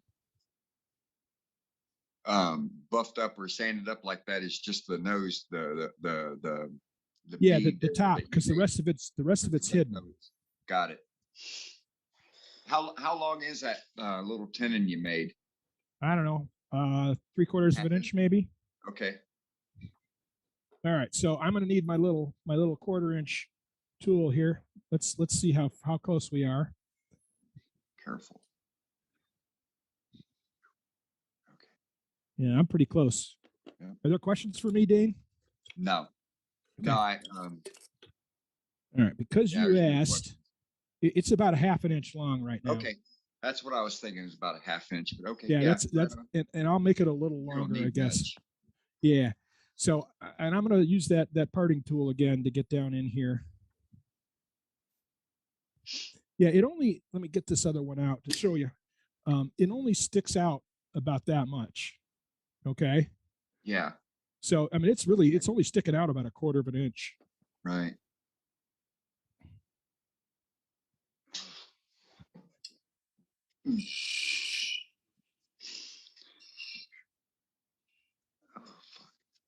So, and I sort of use this parting tool a little bit like a skew in that I tilt it and I'm getting a kind of a slicing.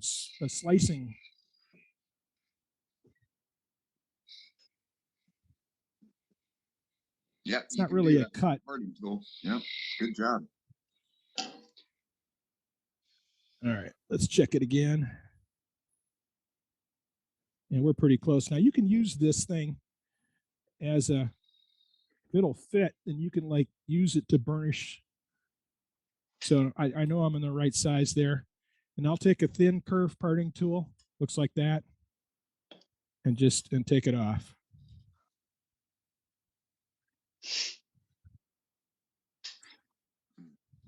All right, so there's my nose. Okay. Yeah. And then that was a piece of 2x4. Yeah, it's yep. Shop 2x4. Yep, that's exactly what it is. Right, and you can see it. Yep. Yeah. When I saw that grain, I'm like, yep. I'm pretty sure he said 2x4. Okay. Yeah, that's exactly what it is. Now you could use anything else you had laying around the shop. Right. All right, let me turn that up.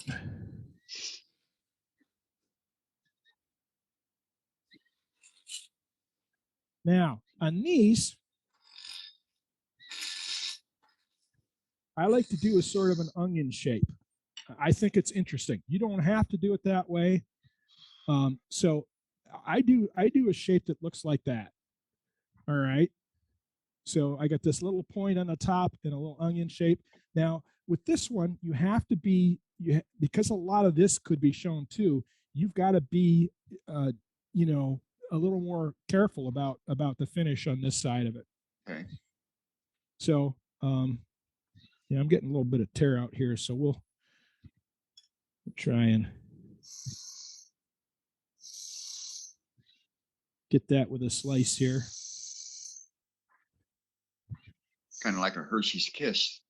Yeah, but I think of it more like, you know, an onion on a Russian church, you know. Oh yeah. Okay. Yep. But hey, you know, whatever floats your boat, you know. And this is just like I said, this is just my way of doing it. You know, you could make this round. You could, you know, people make them part of the hat. You know, same piece of wood. You could make it a ball. There's a lot of different ways to do this.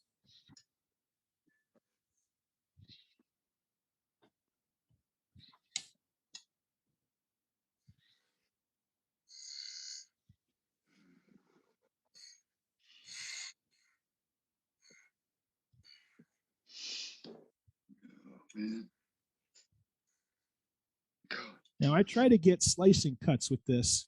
So I'm riding the bevel and cutting it.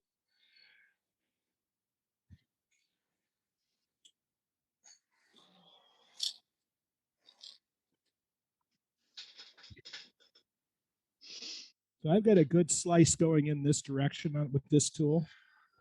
You guys see that? Yep. All right.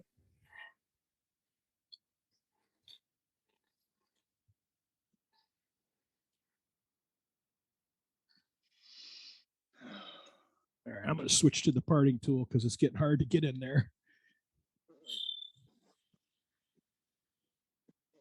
Now you do want this kind of flat on the bottom here because it's sitting on top of the hat. All right, before I get too crazy here, let's 150 grit. I got some ridges in there. Clean them up a little bit. Let's check and make sure. Yeah, that's good. Now I'm not pushing real hard with the sandpaper. This is pine fir, so. And I'm just rounding off the, you know, rounding off the corners, making sure that everything's all, you know, looks nice, and hit it with 220 very lightly. All right. I got this calipers set to 1/8 of an inch.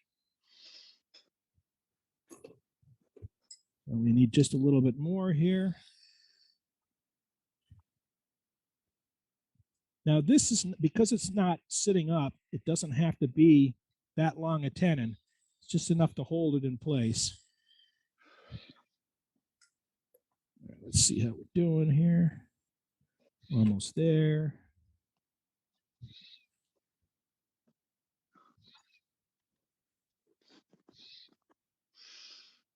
I'm probably there.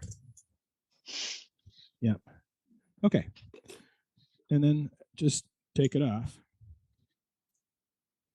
Okay. So there's my little, the bobbin that goes on the top. All right. That's pretty cool.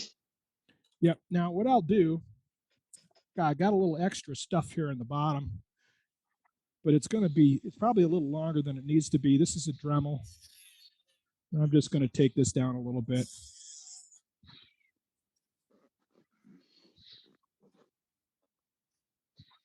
Good. All right, so we'll dry fit it.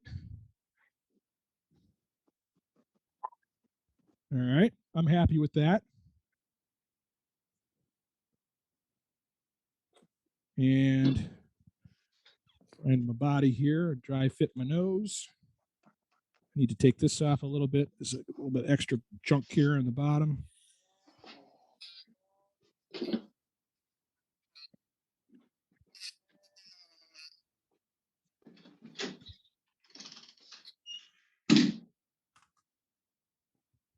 So dry fit the nose.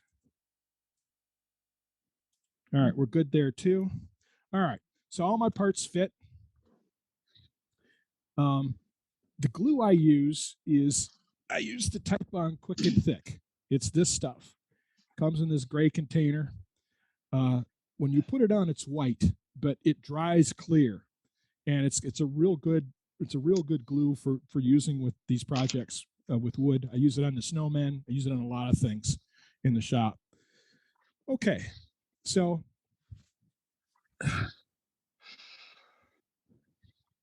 the way I cut the beard is I cut the beard in a shape like this in the back. So the beard, this is red faux fur, and it's got a slot in the middle for the nose. So how I do that is I basically just put it on the put the base on the fur and roll it halfway. So it's basically halfway around. So one end is here, and then I roll it on the fur, and I'm halfway there, and that's where I make my mark. Okay. And then I got to make sure that it fits around the nose like that. Okay. And then this bit here, the distance from here to here is the body width. All right. So all I then do is I get, let's see if I can show this here. Not very well. This is going to be, I need a table that fits on my lathe. Yeah, I know what you mean. Yeah. I've got one, but it's too hard to get to right now. So basically what I do is I get the glue out.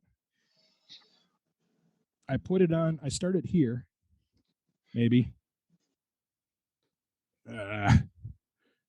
New glue bottle. Maybe it's not breached. Maybe it's too cold. Oh, yeah.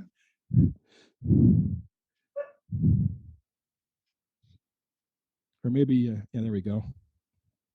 It shouldn't be this thick. So I don't know, it must be the cold. Or maybe there's something wrong with it. But the cold anyway, affects it. We're like at 73 degrees here. That's going to really hurt. well, I had to open up the shop because I needed to ventilate it because all the smoke in here. So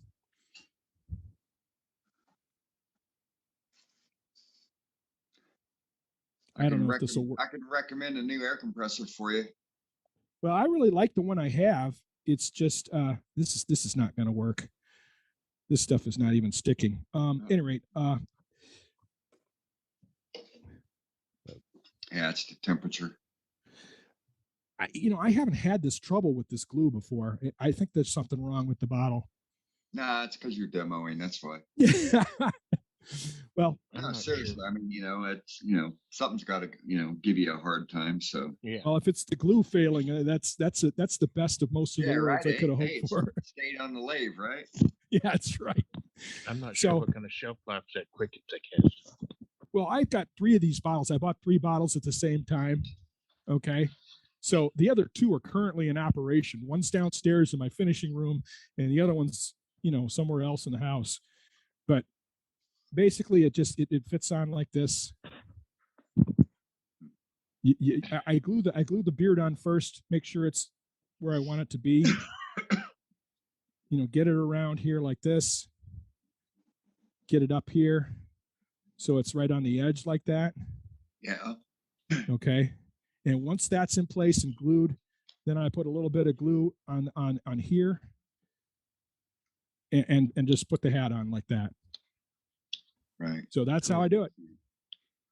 Very cool, Matt. Good job. Yeah, and they're I didn't really sand. I'm going to sand it a little bit on the pine. So that one of my goals with the small projects like this is to have as little sanding as possible. I want to do them quick. Right. I can afford then to reduce the price that I pay for. I charge for them. They'll sell faster. Yep. So less inventory, less yeah, handling. yeah, and they're fun and they're fast and people love them. So they've been real popular this season. How much do you get for one of those, Matt? Between $40 and $45 a piece. Okay. Again, keep in mind, it's for market, Yeah. Yeah. Well, Yeah. I mean, I sell everything online through Facebook. So it's, you guys have asked me about that before. So it's, that's I just post pictures and say, hey, you want one of these? Contact me, Right. So. Wow, cool. I have to talk to you about Oh, that man. then. Any Any- good white PVA will work to glue those beards on too, Matt. And It probably will. You're I've right. used hot glue on mine with great success. So Or the I've had- E6000. I've Yeah, had that the would work too. I've had the hot glue fail before. Hmm. So I'm I've had things break off that I've used hot glue on. So I'm less of a fan of the hot glue than I am of the quick Yeah. and thick. The original tacky glue would be a good one too. Yeah, you're probably right. Yeah, I got something wrong is with this bottle, but usually it's a lot more. It flows a lot better and works a lot better. So Good demo, Matt. thank you. Yeah, very nice. Any Very good questions demo. about Thank you. about anything I showed or any of the tools I used or any of the techniques? We have some suggestions pop up in the chat, and somebody said instead of doing the tenon between the top and the bottom, what about drilling it out with a 1/4-inch hole and doing a little piece of dowel? Yeah, you could do that. I got 1/4-inch dowels sitting here in the shop. So yeah, absolutely. Here's the deal. Listening to Brenda about the size and all this stuff, what turned us? There's no rules on this thing. Right. None at all. There's no guidelines, no restrictions, nothing. You play with it. If it looks ugly, it's a gnome. If it looks too good, it's something else. Well, one of the I've been talking online with a lot of folks who make these and who make the snowmen, and in all fairness, having things out of proportion and a little bit skewed, that's increases the selling price and the selling points. So you get a weird hat that's too tall. People love that, Yeah. I've seen these gnomes where people make little Viking helmets with horns on them and have them hold a spear and a shield, Mhm. So there's a lot of ways you could make these. There's a lot of different ways. Rebecca DeGroot has made some, and hers are beautiful. And a lot of people are making them. So it's there's a lot of different ways to do it. This is just the way I do it. Yep. There's many ways to skin a cat or a squirrel or a rabbit. Mhm. Yep, and it's one of the reasons why I take all sorts of branch wood that people would normally not take for turning, because you can make all sorts of these little projects like this, and make it worth your while. So, And for the fur, for the beard, where do you what is it? it's faux fur, FAUX fur. Yep. You can buy it in small sections from Amazon. You can buy it in small sections or larger sections from Joanne Fabrics or Hobby Lobby. Michael's Hobby Lobby. Yeah, and I think this piece of red beard here was like 10 inches by 20 inches. So you Yeah. can see where I've cut some You can out get a here. lot out. Yeah. Yeah, one of the things that you need to pay attention to is how the fur flows. So Right. if it's Yeah. flowing down this way, then I want the beard to be here so that it flows down. Right. If I cut it the other way, then it looks really strange. So I made one or two that way. I was like, this isn't right. Now Ward says he gets his fur from a woman's coat at a thrift store. Yep. When you I- cut I've- that fur, you want to separate, or when you cut it, you want to separate the fur so you're not cutting the fur off. Right. I make sure that the scissors are going in under the fur and just cutting the backing bit, because you want the fur to flow over the edges. Right. To help me Yes. with that, I cut it from the back so I can see. Good tip. Yep. That's something that needs to be broke out. Because Right. if I would have bought it, I would have cut straight across. Yeah, Oh, no, see, and, but and cut from the backside so you can see. Separate the fur. Right. I use a razor blade cutter, in a holder. Yeah. And I use it. and I just cut it really simple, just the material itself. I draw out the outline of the beard, and I'll take just the razor blade and just cut on those lines, just enough to go through the material, and it works great that way too. Yeah, I was Instead of taking. I using was a little scissors. impatient with how long it was taking to use the razor blade, so I went to the scissors because it was faster. For me, I tried it's the opposite. I started out with the scissors, and I found the razor blade was faster for me. That's too funny. Yeah, Okay. you're right. You're right, Heather. That silver fox full length coat could make thousands of gnomes. A lot of comments, a lot of interest, a lot of technique in there, folks. This is a perfect little project, but I tell you what, I'm going to let Matt have a whole lot of input right now, right here. Matt, we're going to have a gallery challenge for gnomes. All right. Okay. When do you think we should have it? Geez, I don't know. Give people 2 weeks at least. I mean, anybody could go in the shop right now and make them because they're not that hard. But it's, give people 2 weeks. Yeah, give me a chance to get well. They may have to order fur too. Yep. Well, if you look at the photo behind me in my video feed, you'll see I have no problem making them. There's a whole army of them sitting behind me. And no, y'all cannot use my beard. That's what you see. That's what I was suggesting. Well, Tim Hatch says St. Patty's Day. It's up to you guys. I don't. Doesn't matter to me. But I would say a minimum of 2 weeks. Did a mini army of them, and it's for all folks that are on the meeting last year. Think about it. I would suggest for somebody, if there's somebody involved who has made one of these or made a bunch of them, to start looking around and push yourself to make something you haven't made. Make a gnome, but add stuff you haven't done before on the gnome. Sure. So Scott, your mission, should you choose to accept it, and I'm applying this challenge to myself also. Oh yeah. I've already got an idea. I'm raring to go. All right. So it's up to you guys when you want it. I mean, we've got February 14th already covered. That seems like a long ways away for gnomes. So I'm impatient. Yeah. Like I said, I'd rather see them sooner than later. But if y'all want to wait till St. Patrick's Day, that's fine too. Yeah, let's see if we can work on that project for St. Patrick's Day.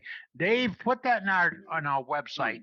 We've got a date for that. Gnomes is going to be on St. Patrick's Day. Absolutely. And all right. And we're trying to, or I am trying to, with the help of you, pick up some more of these projects that we can target holidays or such on, because it's a little fun. We had a great time with the birdhouse, and and that went off really well. And then we did ornaments, and I'm still looking at these ornaments, scratching my head. So these are all chances to develop your skill. They might be toys, they might be little trinkets, but there's a market for them if you're selling stuff. But besides that, for novice turners, they are a learning opportunity, because you saw what Matt did tonight. He used several techniques, a whole handful of tools, and he came up with a really nice project. And that's what we're looking to do. Yep, What yes, is it? I agree, Eddie. It's a fun little project. It's not that difficult to do. You can make hats any shape. I mean, I've seen people make top hats and bowler hats and all kinds of things. They don't have to be these funky cones that I make. It could be anything you want. Just wade into it and get creative. Yeah, that's what we're looking for. Thank you, Matt. Very good demonstration this evening, sir. Very Thank you. nice. My pleasure. And we try to do a great demonstration each week. And I can just say, we haven't done a bad demonstration. We've seen some really, well, I'm going to leave it alone. But we learn a lot. Hopefully you learn a lot just watching technique. If you noticed, he's got that little 15-degree angle on his parting tool, just so he can go undercut and take a little bit more out, and it fits down tighter. And he showed you a small gouge has been converted into a fingernail gouge. Now, I'm an old school, and folks say you can't change those tools to do this. You can change any tool you want. If it's yours, modify it to do what you like to do the best. That's it. It's simple. Yeah, All right. Eddie, this little parting tool, this is a Benjamin Best parting tool. I bought this with the intent of making it, of regrinding it, and I think it cost me $15 new. So there's no reason why you can't change anything. So, yeah. No, it's true. Just get into work on it a little bit. Think about what you need to cut. Now, somebody said, "What are we going to do for Valentine's Day?" And we do have a project already targeted for Valentine's Day. It's show me your crotch. Here's the deal: we don't want to tell that to Dave Rowe. All right, it's off the table for Dave. He's working on that crotch, ain't he? Too late. Oh, he had 2 up he's working on last night. Know. He had it going. That crotch just didn't work out. I won't be showing that crotch. Oh, he's here. All right. It didn't work out. You can't make mistakes unless you try something. I can tell you the aftermath of what came out of it that looks nothing like a crotch, but it was terrible. Show me your crotch is going to be our Valentine's. The day after Valentine's, February 15th, we're going to look for a gallery display on that. I don't want to call any of these challenges. They're not a challenge. They're an opportunity for you to show the quality of your work. Let's see what you come up with in your mind. And just like Billy Burt said just now, he's really got something cooking. That almost scares me a little bit. So you do want to work with this for design, color, opportunities. You can make them this big. That's 2.5 inches high, really, and you can put a eyelid on the top of them and hang them on a Christmas tree. Yeah. So in next fall, when you're pedaling off your ornaments and all, that's a good step down from your high-priced ornaments or your well-priced ornaments. Don't forget, we're looking to do something for eggs. I'm working on a date for that or a holiday for that. And we're going to do the snap cannons for July 4th. And this is a challenge because we're going to see how strong our America's challenge is to Martin Clarkson's challenge in Great Britain. We beat them one time. We might beat them again. But we're going to have a little fun with that. If you haven't seen that demo, it's on our site right now. So we're going to pop back in. Heather says Easter eggs. See, I was playing with that, Heather. I just don't know when Easter is going to be. I think it's a Sunday this year. All right. Yeah, we're going to pop back. That's my problem. I never know what day Easter is going to be on. Here it is, guys. Easter is on the first Sunday. It's April 9th, isn't it? Full moon of the year. It's April 9th, isn't it? Right. Yeah. I know they change it every week, every year. 4th full moon. In April. All right, we're going to plug it. We're going to plug in April 9th. We want to make eggs for Easter. Our gallery. First week of April, which is if April 9th is a Sunday, that's the 8th, 7th, 6th. That's the 5th, right? April 5th. Yeah, that sounds good, Matt. I'm not going to do the math. I failed math. Right. Sue, are we going to be able to get you to do a demo on an egg for April 5th? Absolutely. Who did you get? Who do you get? I want to find out who volunteered. Who was that? Well, I'm trying to get Sue, but she's going silent on me. That was Heather. Wasn't that Heather who suggested that? Yeah. Oh, yeah, that was Heather. Well, Heather, are you gonna do an Easter egg for us? Well, oh my goodness! Come on, folks. All you got to do is say no. The only egg I've ever made was for a whiskey stopper, and I already gave that away. Well, you can make another one, right? So, hey, Dan, are you looking for somebody that makes Easter eggs? Eggs are great. Yeah, I guess I am, Scott. Because it sounds like it's down between you, me, and Cade to do an Easter egg, or Matt. I know Cade can make them because I saw Cade make some really beautiful eggs. Cade can too. I can make them too. Gorgeous ones last year. Well, sounds like Scott's trying to volunteer. Let me see. I can make them. Scott, you want to do it? Let me throw something out to you. Sure. We don't need one demonstrator. I got you. We can do it with 2 demonstrators. We can do it with 3 demonstrators. Oh, that'd be Because great. remember, There you it's go. all technique. We'll have That's to everything. Dane, I will demonstrate something towards the end of 23. Give me a little break to Well, Sue, you said that last and to year. figure out how You said you would do something. You would do a pin last year. Nice try. But if you want me to do a pen, I'd be more than happy to do a pen, but not right away. Okay. Oh, All right. Well, I'm not and trying don't to badger you or anything. I'm, Okay, we love you, if- so we got to pick on you. I got to pick on you. guys do, You're one of the but she community. has a safety thing she wants to say. Before we Well, I'm lose, gonna get to you. I'm gonna well, get we've to you. already lost 20 people, so get Okay, Eddie, I guess we got to do safety at the beginning of the program when there's like 50 people on. Yeah, I'd like to do them just before the demo, but I forgot. Pardon me. Let me see. all right. Oh, we still got 75. We got Keep in mind, still good. Sue, I was trying to get you on for safety, so remember that, That's okay. But we did have. We up got to you. 93 We got today. you. Let's stop talking about being missed and let's start talking about doing safety. Everybody, safety, Sue.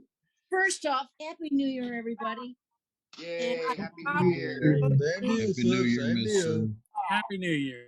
Sister gave me for Christmas. Anybody guess what that is? It's What? a wrench. So wrench is sharpened. 1/8 Hey, inch. all right. That's a 1/8 1/8 inch inch. That's Brenda got it. Yes. Are you putting an edge on it? I was thinking about it. You should. Yeah. I would in a That's heartbeat. what I would do. Where'd she get it? Where'd she get it? Got it on Amazon. Nice. Note to self. All right. John, put You in know how much one time that would save me to have? You know how much time that would save me to have one of those instead of having to reset my Good guy. calipers? It's made in the USA. There you go. Wait. Yeah. That's a plus. There was a couple of things that I wanted to bring up, but we had so many things to say. First thing, because it's cold in a lot of the United States right now. I can't say that for Florida. Right now it's 72 out there at 9:13 in the evening, but everybody else is wearing long sleeves. Matt wore the perfect long sleeve in that it was snugly fit around his wrist. So remember, folks, if you're going to turn and you're cold in your shop and you have long sleeves on, make sure that they're snugly fit, just like Matt's. Good job, Matt. And another thing that I wanted to talk about is not something that a lot of people talk about, but we all use it, and that is the bandsaw. I've been hearing people say, well, I cut a straight line, blah, blah. And the thing is, it's not that you can't cut a straight line, it's that your bandsaw may not be tuned properly. You have two tunings that you can do in your bandsaw, and one is of your fence to the blade. Well, that's great. You finally can cut a straight line with your fence, but you use your miter slots. If you use your miter slot, yes, thank you. If you use your miter slots, then you have to go under with the trunnion and line the table to the blade. All of us have different bandsaws. If you don't have the original owner's manual, go online and download the owner's manual. This that most of us don't have automatic brakes on the bandsaw. And just because you shut them off doesn't mean that the bandsaw stopped. I learned the hard way, but I was lucky. I only got a flesh wound. So remember, when you're tuning your bandsaw, be cognizant of the saw. And on that note, on all our saws, table, bandsaw, miter saw, whatever saws you got, use the 3-inch rule. If If your hand is closer than 3 inches, it's too close. Use your. So folks, until next week, I hope you're all safe and stay warm. God bless you. Thank you, Sue. Thank you, Sue. Thank you, Thank Sue. you. Sue. Thank you, Sue. You're Sue, welcome. could you Thanks, Sue. Good advice. expand on why it needs to be 3 inches, or why you're recommend 3 Well, inches away? 3 inches from the blade normally will keep you safe. A lot of folks say palm width from the blade. Whatever you're comfortable with, remember that we're responsible for the safety in our own shops. Yep, there you go. 3-inch rule, but a lot of people use different. Just remember that even a eraser and a pencil that pushes a fine P through that a table saw, a bandsaw is better than trying it into your finger. Got it. So folks, be safe out there. Take care of this. Sue, I have one thing to add to your nice tip on the bandsaw. Please do. Make sure you adjust the upper rollers down as close to the workpiece as you can. So you don't, if the blade breaks, it doesn't come back and bite you. Exactly. Also on that, if you're not going to use your bandsaw for a week or so, take the tension off that bandsaw. Yeah. Yes. Yeah. I'm fortunate to have an auto tension machine. Well, that's good. I do not. Mine's a manual tension, and I've got a 14-inch, but I can cut up to 12 inches wide. So I'm very fortunate with that one. Yeah, there you go. So take care, you guys. Yeah, good. Thank you, Sue. Great tips. All right, we're going to go back to gallery. All right, we're going to go back to gallery, and our next contestant is going to be, it's going to be Heather. You still there, Heather? Uh-oh, she may be working. I'm here, but I don't have anything to show. Oh, I thought you had. I thought you said earlier you had something to show. Okay, that's fine. No, that wasn't me. Sorry. No, okay, no, that's fine. Well, let's go to this gentleman, because I know he's got something really, really cool to show us. Hi, Jim. There's Doug. Gotta go back to Jim. Try it again. Doggone names keep bouncing around on me. Yeah. What's up with that? Brenda. Cade. Cade. Jim, were you still there? He was. I know he was. Who are you looking for? Seen his name a minute ago. Jim Duxbury. There he is. Oh, I'm here. Yeah, I'm here. Well, my All right. whole screen kicked out here. Oh, there we go. Now we got him. Got him. Hi, Jim. Screen's frozen, Jim. Froze up. No. There you go, but you're dark. I'm doing I don't know what's happening. Well, it looks like you're in screen share right now. Let's see how that pops up. Well, it says you started screen share. There we go. Yeah, there it is. Jim, can you see it? I see it. Yeah, I see it. It looks like a ring bowl. Yep. Jim, are you there? We've got his picture, but we've lost Jim. That is weird. Jim, come back. Yeah, he's got something really interesting to talk about doing a ring bowl. Let's catch him on a flip flop. Go to somebody else while we work out the kink. Yep. Can we get? There we go. Screen share. Here's Rich. Thank you. Let's go to Dave. Dave, you still out there, Dave George? I'm here. Yeah, you were right Can there. you hear me? Yeah, keep talking now. Okay, Yeah. I'm right here. I got you. All right, somebody got you for me. Thank you. Hey, Dave. just wanted to, between trying to shovel about 1.5 to 2 feet of snow up here in Minnesota, trying to get work in the shop, in between doing all that, I was watching where Trey actually made that jig. As Brenda mentioned that she did a wave cut, I think on one of her bowls. Anyway, so I watching that video that where he's making those ornament stands, where Trey was making the ornament stands. So I was trying to figure out how to make a jig. So anyway, I made a mini jig.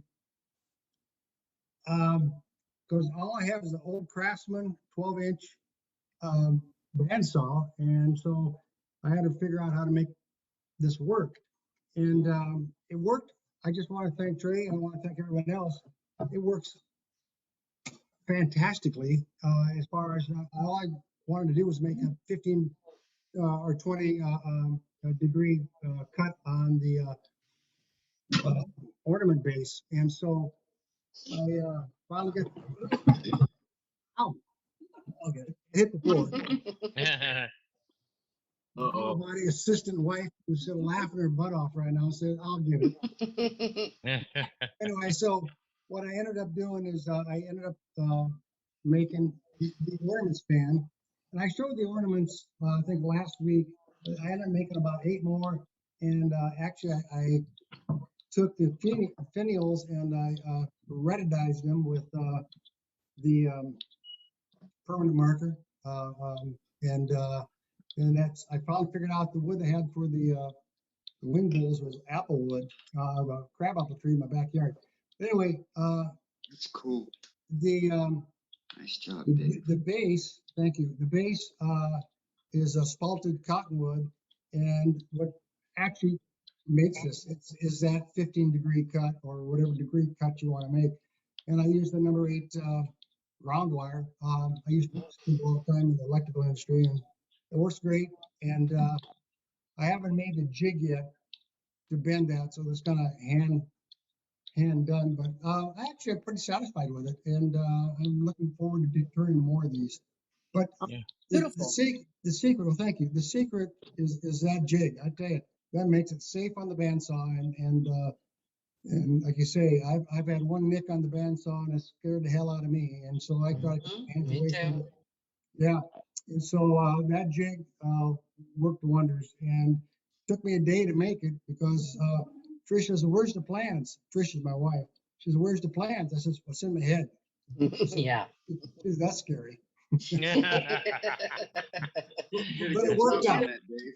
It worked out, and I want to thank everybody. Looks great, Dave. Thank you, appreciate that. And I want to thank everybody because of all the information that we get off on Wednesday nights. Even watching demo tonight with Matt, looking at the shearing cuts. I've used those just on parts of the ends of bowls and stuff like that. I've never used them as much as Matt has used them, and I plan on doing more of that. So I just again very appreciative of everybody sharing here and being tolerant of newcomers. Like I say, I've only been turning for about 4 or 5 years, but it's getting better every day, and I appreciate it. And so I just want to say thank you, and I hope everybody has a great year. I got a question for you, Dave. Yes. Did you put the weight in the bottom of that? I did not. Did not need to, yeah.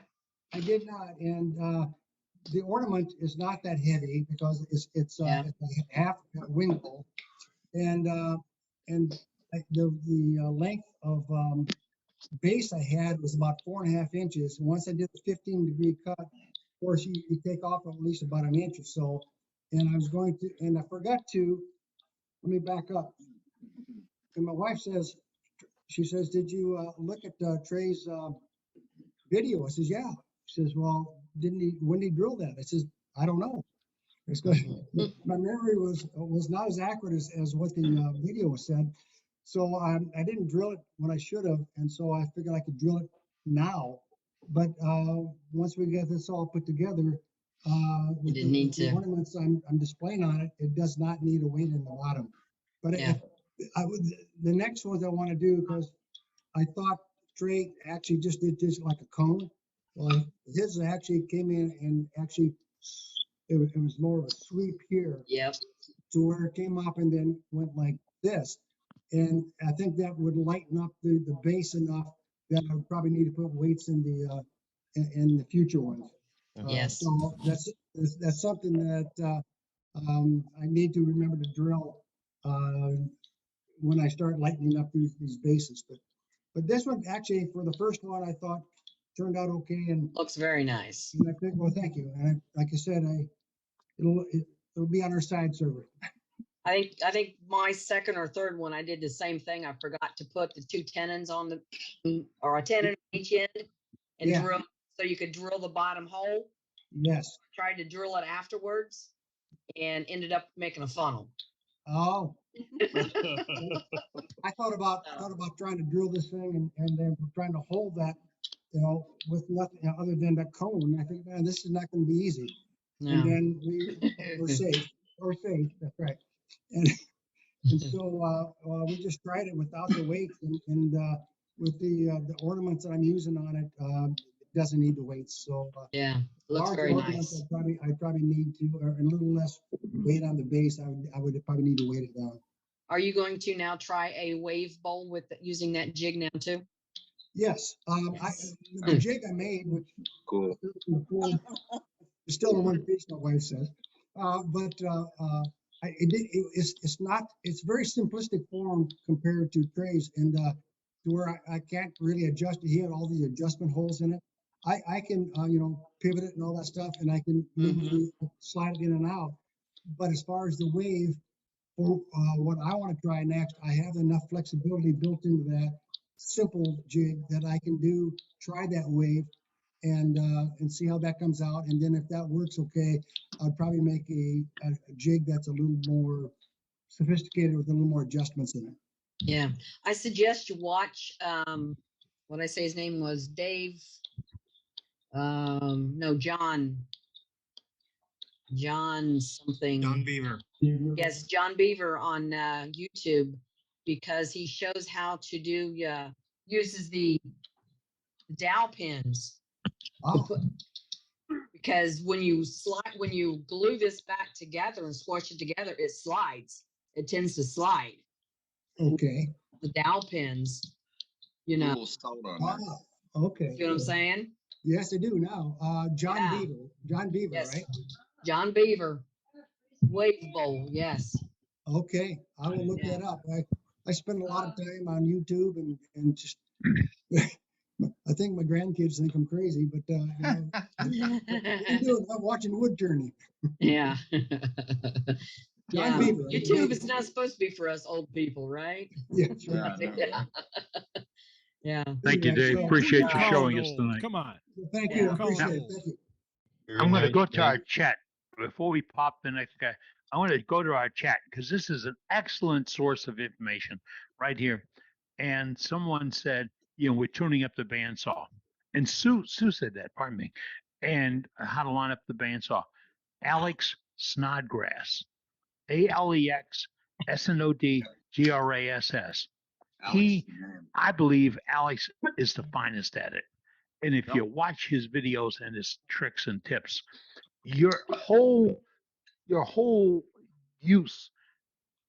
belief in a bandsaw will change. Everything will change if you follow his directions. I agree. And don't be afraid. Don't be afraid of it.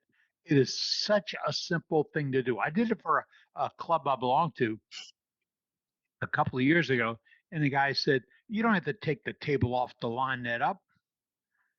Really? All right. So, but Alex Snodgrass, check it out. We got a lot of stuff in the chat tonight. Put it in there. I see that Scott had to bail out because he's got a storm coming on him, and California can't have any more rain. They're going to drop off into the ocean. So we'll see. But Scott's one of the turners that said he can do an egg. Yep. And we're trying to get 2 or 3 demonstrations on eggs. So if you slip up and say, well, there he is. There's Cade. Hey, so we have. Cade, you want to do one on the 5th, April? Sure. Okay, right on. Got you down. Heck yeah. All right. So who else we have? Dane in the gallery tonight. We got, let's see, we got Craig up next. Craig, go ahead and give a shout, buddy. Hi, hope you all Craig. had a great holiday. I can't figure out how to switch the camera around, so I'll just have to go this way. But this is my most recent bowl. Nice. Out of the junk that I picked up on the side of the road, about a 300-pound log. Got about 10 or 11 more blanks to go with. Nice. Pretty wood. What is it? I think it's just an old live oak. Wow. But, Nice. Nice looking. And I know the last time that I showed something, I was talking about just using the clear polyurethane. This time I used the Minwax finishing wax. Not quite as shiny, but it has a nice feel to it, and I like the way it looks. Yeah. And I love the live edge. Yes. Mhm. And free. Yeah, that's nice. I've always, when I was turning back in St. Louis, and now most of my stuff is made with found wood. Hmm. There We are call a it couple fog. things We call it fogwood. Found on ground. found on ground. Yep. But I got another bowl, but it's still in the shop. I got to finish it up. But the one thing on I do have one thing on safety. I don't know if it shows anymore, but I had 4 stitches about 3 weeks ago. Every time I put a new piece of wood on my lathe, I stand to the side. I turn it on just to make sure that it's going to stay on there before I stand in front of it. And for some reason, I just knew it was going to be fine. And I stood in front of it, turned the switch on. It flew off, hit the wall, bounced back, and I ducked back, but it still caught my bottom lip and top lip. But no Are teeth you were wearing a broken. full face mask? Huh? Are you wearing a full face shield? I had my leather vest or my leather apron on, but I hadn't put my respirator and my face mask on. I normally do. Yeah. But like I said, it was one of those things where if you get lackadaisical, you pay for it. I can tell you that, and this is not an advertisement. All of us use the UVEX ones. They're made by Honeywell, and you can get them at different sites.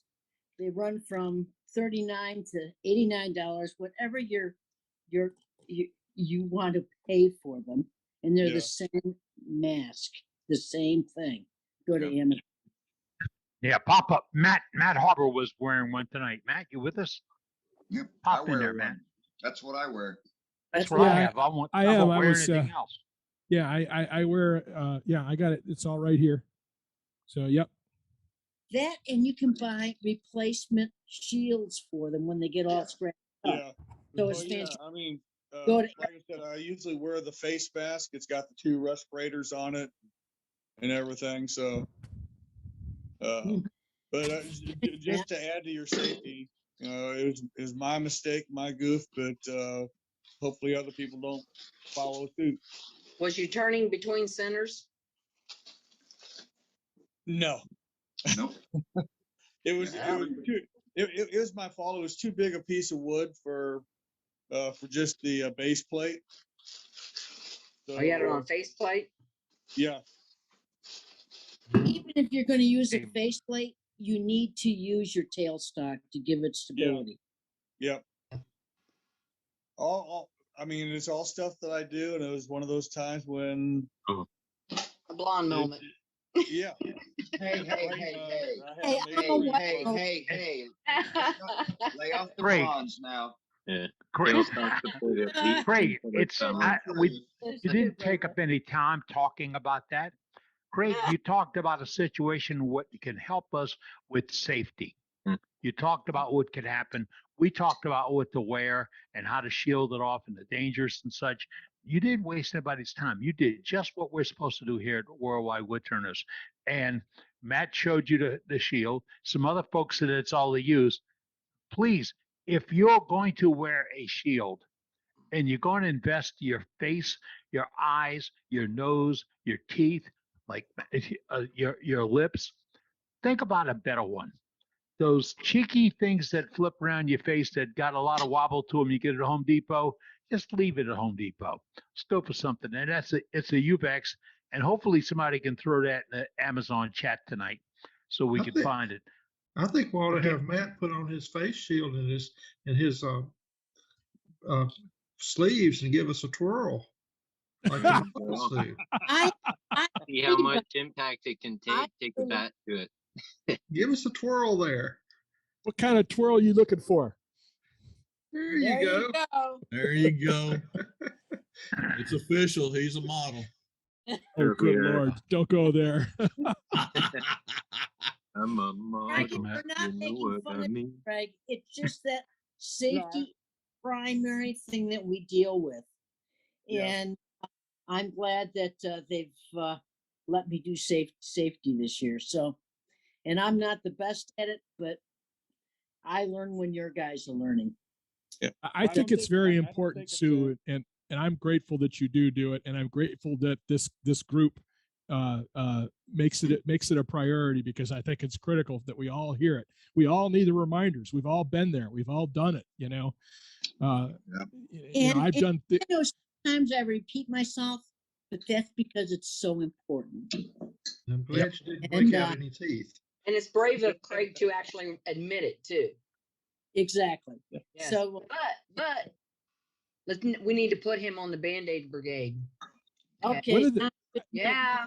You guys, Band-Aid brigade. Gotta update the list there, Dave. you guys know that I turn you folks know that I turn a lot of stuff with natural edge. I mean, my whole shop, every piece here has bark on it. Bark comes off real easy. I can't tell you the number of times that stuff has come flying off and whacked me in the face shield, you know, when I didn't expect it. And you know, I usually try to stay out of the damage path. So wearing that face shield is, I always put it on. I never turn the lathe on unless it's on. So, you know, even if I'm wearing safety glasses or seeing eye glasses, you know, which I've got a lot of these here all over the shop. So because I'd be blind. It's also a good idea to wear a face shield when you're using a table saw, because it can throw stuff back at you. Oh, exactly. Well, and I wear it when I'm on the bandsaw too. And the way I think of the bandsaw, I think the bandsaw, I use it a lot like I would a scroll saw, you know, doing fine little details on things, but I still wear eye protection because it's a dangerous tool. So any tool that we use in our shops, you should always have eye protection. And because they all create dust, you should always have breathing protection, especially if you don't have a filter protection in your shop. Now, for me, I have two shops, only because they're little.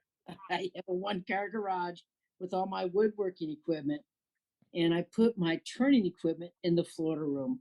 People don't like that, but hey, it's my house. So, you know, yes, I use both shops, but I have safety equipment in both shops. And in order for us to see each other every week, you have to be safe. So please, guys, be safe. Be responsible for what's in your shop. I'm going to jump in this one, Sue, as well, because there's still 62 here on screen. And the amount of times I hear people saying, I only put my dust extraction on when I'm standing. I only put my dust extraction on because there's only dust when I'm standing. There's not dust when I'm turning. Oh, Yeah, right. I will also ask a question that many of you won't think about. And that is, how many of you have got dust extraction in the workshop? You do your turning, you finish your turning, you turn your dust extraction off, and then you sweep up and you put all them shavings into the bin. And as you put them into the bin, all that dust comes up straight into your face. And if there's anybody here that says, I don't do that, I disagree with you. We've all Yeah, you're absolutely right, Martin. be cognizant of what we're doing. Leave your extraction on in the workshop. Thanks, Mark. If you can keep it on, on mine, sometimes I've got a timer unit, so I will actually go out of the workshop and it'll just be running in the background until it clicks itself off. Because I spray in my workshop and I want the dust out before I start spraying. So if you've got dust extraction in your workshops, leave your fans running for a few minutes or even an hour after you've left your workshop. Good, yeah. Good move. Thank you, Martin. Good tip, for sure. Thanks, Martin. We've got a lot of information on the chat tonight, and we've got some suggestions for masks and shields and all that. So if you'd like to check them out, they're right there. Check them out. That's why we're here every Wednesday evening to talk through wood turning. We're not teaching wood turning. We're talking through wood turning. And I really enjoy it. There's not a week that goes by where I don't have a note on the pad. Got a note on the pad about this, got a note on the pad about that, because every week you share something you do with us, and we have an opportunity to use it to better our turning and better our lives. And that's really critical. So let's go back to gallery. We should have one or two more, I saw. Yeah, we do. We got Howard up. Hey, Howie, how you doing? Howard, you're on deck. Oh, hello. Can you see me? Yeah, we got you. We can see you. Yep. Okay. I got a bowl turned out of draft repair, and I burned it. The pattern. I burned this pattern with burning tip, 1.5 millimeters ball, and so. That's Very beautiful. cool. That is cool. Really good. Well, it's That's absolutely- a good demo to me. Yeah. Well, it'll take me about 3 weeks to demo that, I guess. It could be a continuing That's demo. what you told us last time. Yeah. Looks nice, Howard. Oh, thank you. nice. Let's go look at 'em. I just made the pattern up. I don't know. I was thinking of pinwheel, and it just went from there. Looks like little flowers that just kind of blew out. Gorgeous. Yeah. Yeah. Okay. Thank you. You never cease to amaze us, Howard. Never cease to Yeah. amaze us. That's I why love the somebody asks fact for a that you demo got it every week. awesome. That's Oh, cool. I know. I'm trying to get Howard. Yeah.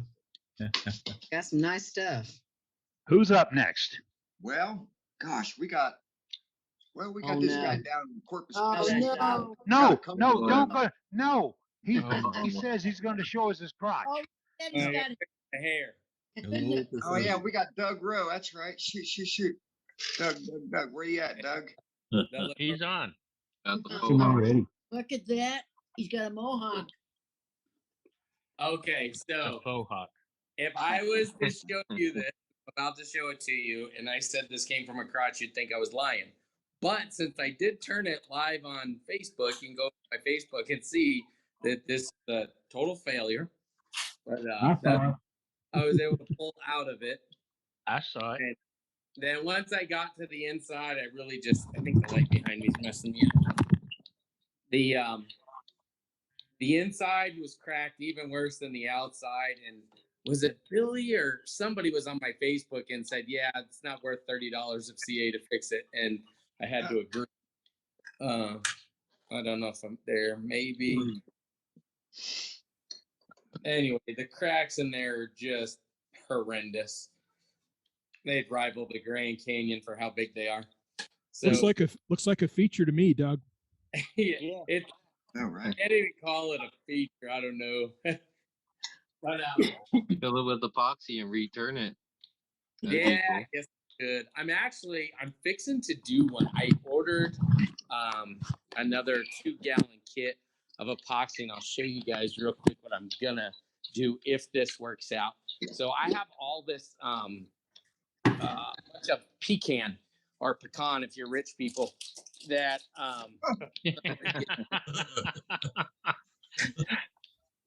Man, don't get me started.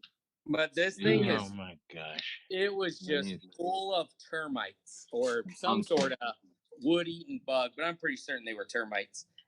And so I turn this enough to where it's going to fit in my bucket. That'll fit in my pressure pot. And I'm going to fill that all with resin and then turn it and see what happens. But these things are really down in there. Oh, that's cool. That'd be cool. Almost. Yeah. So when I was turning it, all the bugs started coming out, and this wood's really dry, and my hands were getting Everybody wet. needs a pet. So then you do. So then I It looks filled like a a bucket natural full wave bowl. Yeah, I filled the bucket full of denatured alcohol and just plopped it in there, and then I can show you the aftermath. Oh my God. Gross. Bring them into the wife, tell her they're a delicatessen. Yeah, I bet she went for that, right? And you know what? When Safety Sue was talking, I was in the process of taking a faceplate off. So this is a big birdmouth bowl that I'm working on. You can see where I just took my safety plate, or not safety plate, but faceplate off. And I started thinking, I wonder how many of you do this little trick. It serves two purposes, but you just take a little plastic container, and then my screws I throw in there. I bet your dad's probably taught you the same thing my dad taught me. Before you throw a razor blade away, you wrap it in electrical tape. Well, now I just throw them all in here, and I just keep it right there by the lathe. So when I pull my screws out of my faceplate, because I usually don't use them more than once, maybe twice if it was some wet wood or something, but they just go in there. And then the other purpose this serves is because I'm a guy and I like doing disgusting things. When somebody comes in my shop, I just take the cap off and say, hey, smell this, because I didn't rinse it out first. It smells absolutely disgusting, and that makes me laugh. Oh my goodness. That's Disgusting guy. I told you to be careful about bringing them on. I told you to be careful. Yeah. Thank you, Doug. You bet. All right, now let's go back to the Corpus Christi area. Terry, where you at, buddy? Yeah, I'm here. All right, I got you now. Oh, you got me. Yes, sir. Might want to take that photo off of there. Going back a little bit to the kaleidoscopes I was working on. When I started them, Joaquin asked me, why do you want to make those? That was a really good question, and I don't know the answer to it. I know I don't want to make any more. But anyway, this was the first one. I think I showed it to you. I kind of copied it off of a YouTube that I saw, where this is threaded in there for the object box. But I made that one, and it's got such a small hole in it that it doesn't get much light, and I didn't like it, so I changed it around, and I showed that. But this one, I just kept it because it was a prototype, and then I tried making stands, and there's no way to make a stand for that thing, so just set it on end. But I just kept it because it got done. But anyway, I went to making the rest of them, and this is one, and I made a stand for it. This is basically how I made all of the object boxes. With this is threaded into here, and everything else is up into here. So if you want to change it, you just unscrew it. You can take it off, and the object box rotates. And I made the little stands for it. These spindles were some oak spindles I picked up out of an old piece of furniture, and they were all covered with old nasty varnish. And I said, I probably sand it off of there. And I went sanding one of them. I said, well, that doesn't work very good. So I got a spindle gouge out and cleaned them off and actually enhanced all of the detail on them, and they came out really pretty. So I used them to make the ones I could. And then on this one, it's a little small. I had to make a smaller one, so I turned these spindles, and they're out of fogwood. I think it's probably maple, maybe. I'm not. Stuff from the cabinet shop. But I made most of the platform bases the same way. I just cut the ends out. I drilled holes in it with a Forstner bit while it was still one piece, and then cut it up on a bandsaw and sanded it. And on a note to that, we got a couple minutes. On a note to that, before I bought some sandpaper, I don't know how many of you people have bought the bargain boxes no, can't even talk. Cleansport. I bought the bargain boxes from Cleansport. And when you buy them, they ask you what you want, whether you want a cloth backed or hook and loop or a stick and peel and stick. And I ordered the regular cloth back and the hook and loop, and they sent me a box of stick and peel. And so I called them up and they said, "Oh, that's okay, just keep it. We'll send you another one," which they did. And I threw that one up on the shelf. But I'll tell you what, this stick and peel, I use it a lot. If you guys are ever ordering a box, get that. You can make any kind of a drum sander, disc sander, any size, any shape. Just take a piece of wood and turn it down to what you want and stick that on there, and you make round files with it and drum sanders, anything you want. And it outdoes all of the stuff that you buy at the store. But anyway, I wanted to get a little more the thing off here to give everybody else a chance. But the kaleidoscopes, this is one I showed you, one kind of like this. This is probably the one I like the best. This is a piece of maple or ash. This is the same wood that I made the lampshades out of. I think it's the last piece of it. But it's got the same object box on it.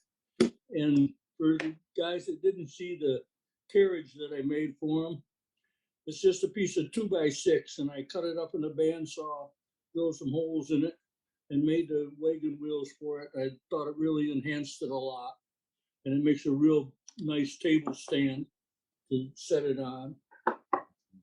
And what else? Okay, now one more quick thing I want to show you. Terry, that's unbelievable. I'm not hearing you. Say what? Yeah, someone's trying to talk, but it's cutting in and I out. just said I'm just shaking my head. That's just such a great idea. Ah, I got you. I'm going to try to flip the camera around. Oh, And wow. that's what I wound up with. Cool. Oh, wow. That's the aspect of it. I got them all working. I got some glass and still playing with it. It's really fun to see what the different glass does in there. Just and one ain't enough. I'll show you. One more thing I'll show you. This one, like I said, was the first one that I made. And this one is the last one that I made. And very probably the very last one that I ever made. And if I want any more, I'll call Jim up and buy him and lie about it.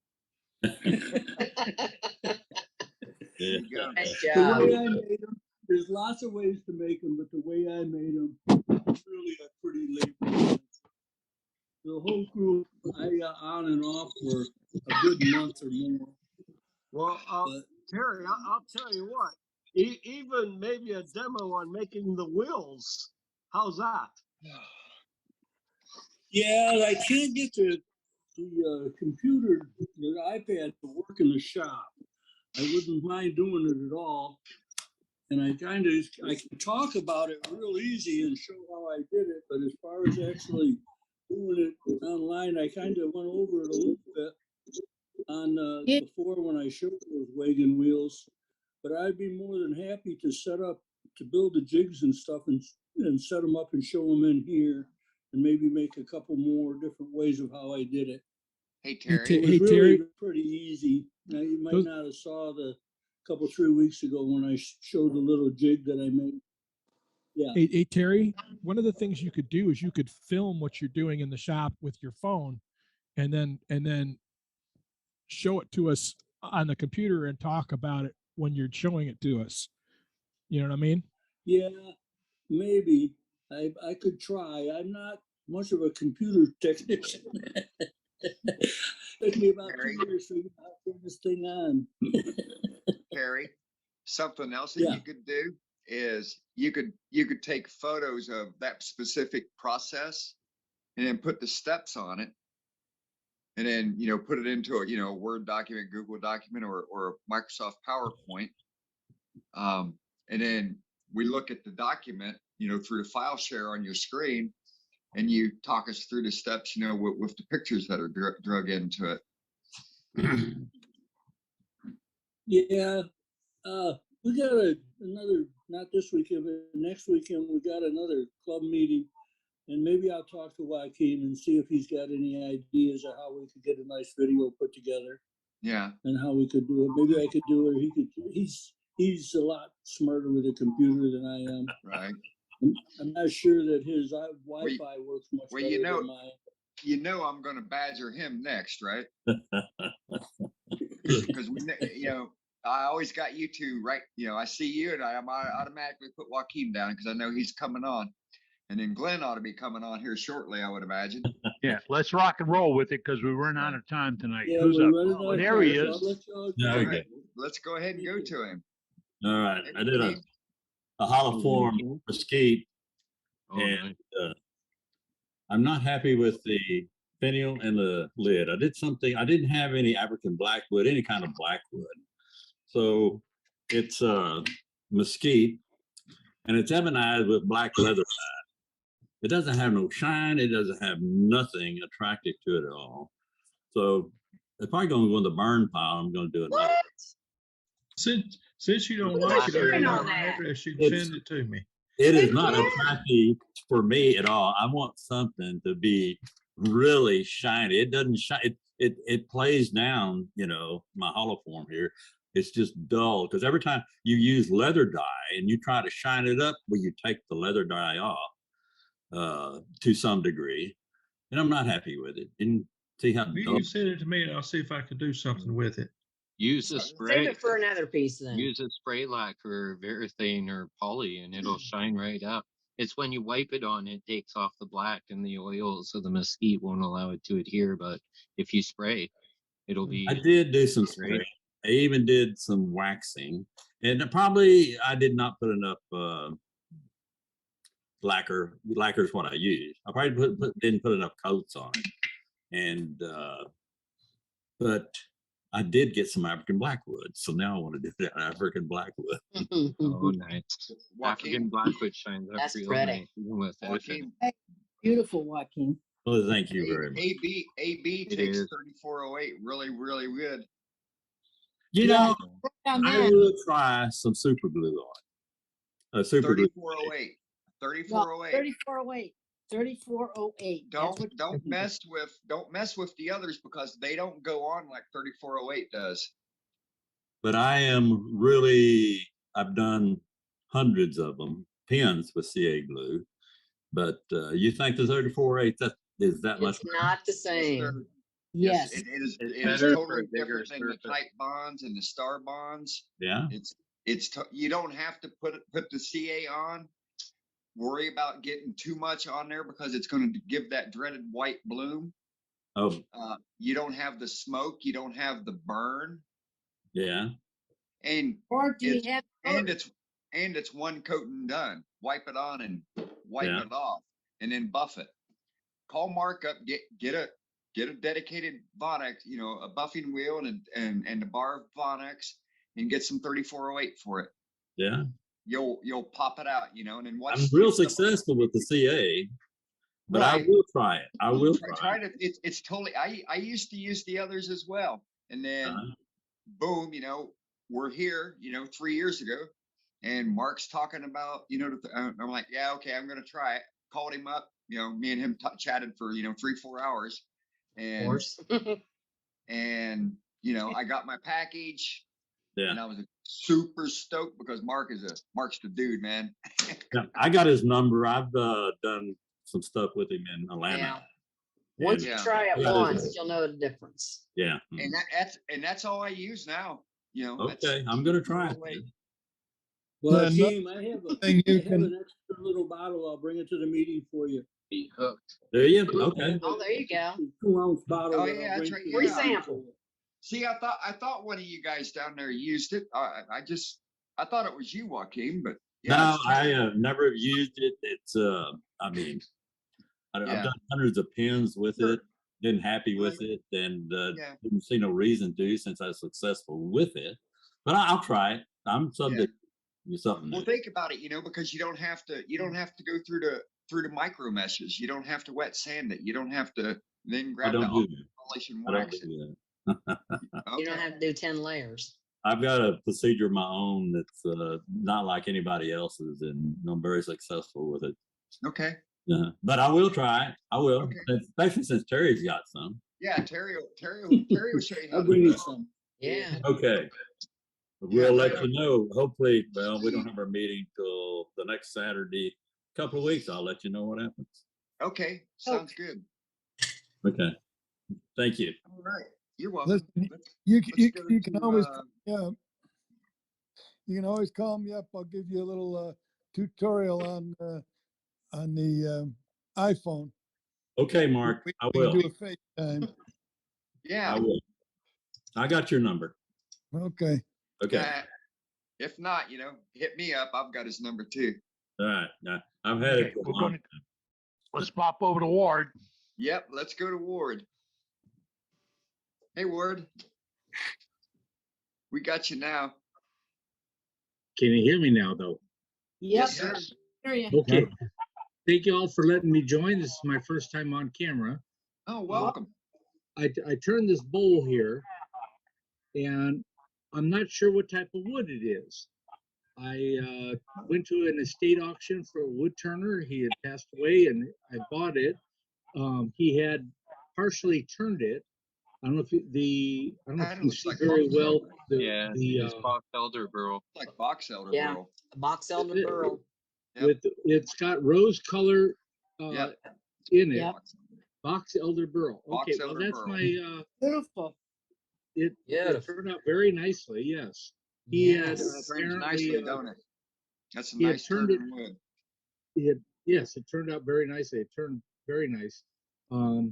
He had wet turned it and then let it dry apparently for 10 years or so. So I was able to get it and finish it off on his behalf. Yeah, I'm very pleased with it. My wife wants it. I'm not allowed to sell it. Oh yeah. So the box elder burl. Okay, I'll let her know what it is. Thank you so much. What finish did you put on that? I used some axe and then and actually the axe finishing wax, and that was about it. Love it. Good. It looks great. And welcome to the club. Thank you so much. I Yes. appreciate Thanks your for help. sharing. Thanks, Ward. Yeah, it looks Beautiful nice. bowl. Welcome.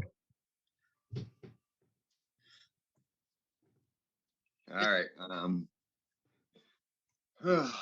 Getting back here. Let's Oh, go that's back pretty to good. Eddie. Hey, Eddie. All right, guys, we're in the witching hour now. We normally Did wrap I up miss about anybody? 9. I didn't see anybody else. Okay. No, I'm Jim having Dexter had to everybody. leave. I apologize. You're in a lot of pain, aren't you? Yeah, I'm not having a good night. So I apologize earlier for the slip up. I was typing way faster than I was thinking. So if I offended, made anybody mad, whatever, I apologize. So Oh, now I got to save the don't chat take it and that see what way, you so. said. You're Oh, fine. He said a Oh, bad I word. received messages from the folks that were upset. So, Oh. but crap happens, and You're in pain. Your brain's not working right. Everybody's got a story, and there's not everybody that knows what the story is. So Everybody has a story, Dane, and we love you for yours. Okay. Yeah. Thank you. So I don't Remember, do it to be. I didn't do it to be vicious or mean or anything like that. It was just a typing faster than whatever. So if I offended you and you can't take the apology, then you know where you can go. So yeah, Eddie, how are you feeling? We're sorry. okay. We're okay. We gather here each Wednesday evening to talk about wood turning, and everyone's invited. Ward said the first time he got on camera, Ward, you're welcome to come back anytime you want. Show us your work, ask questions or anything else. It's all part of what we do here. I got to welcome Mark Calgan. He's from the local across the lake from me. He just joined in. I think he was in there for a few minutes. Pardon me, I'm got my scientists to say they don't want to be here. They want to be there.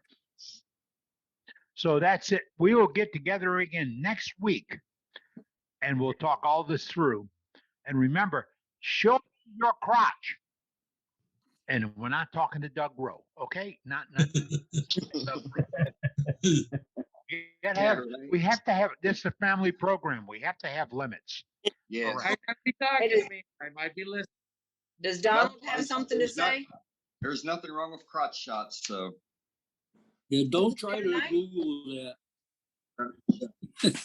Not seen Donald. All right. With that, because we G-rated, we're going to say good night, folks. See you next week. Take care and be safe. Happy Save New the chat. Good night, Eddie. Good night, everyone. Good night. Save the chat. Safe next week. Good God night. bless. Good night, everybody. Have a great week and be safe.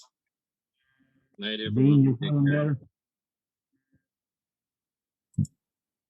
With that, pulling the Appreciate it. plug. Great to see y'all. Thank you.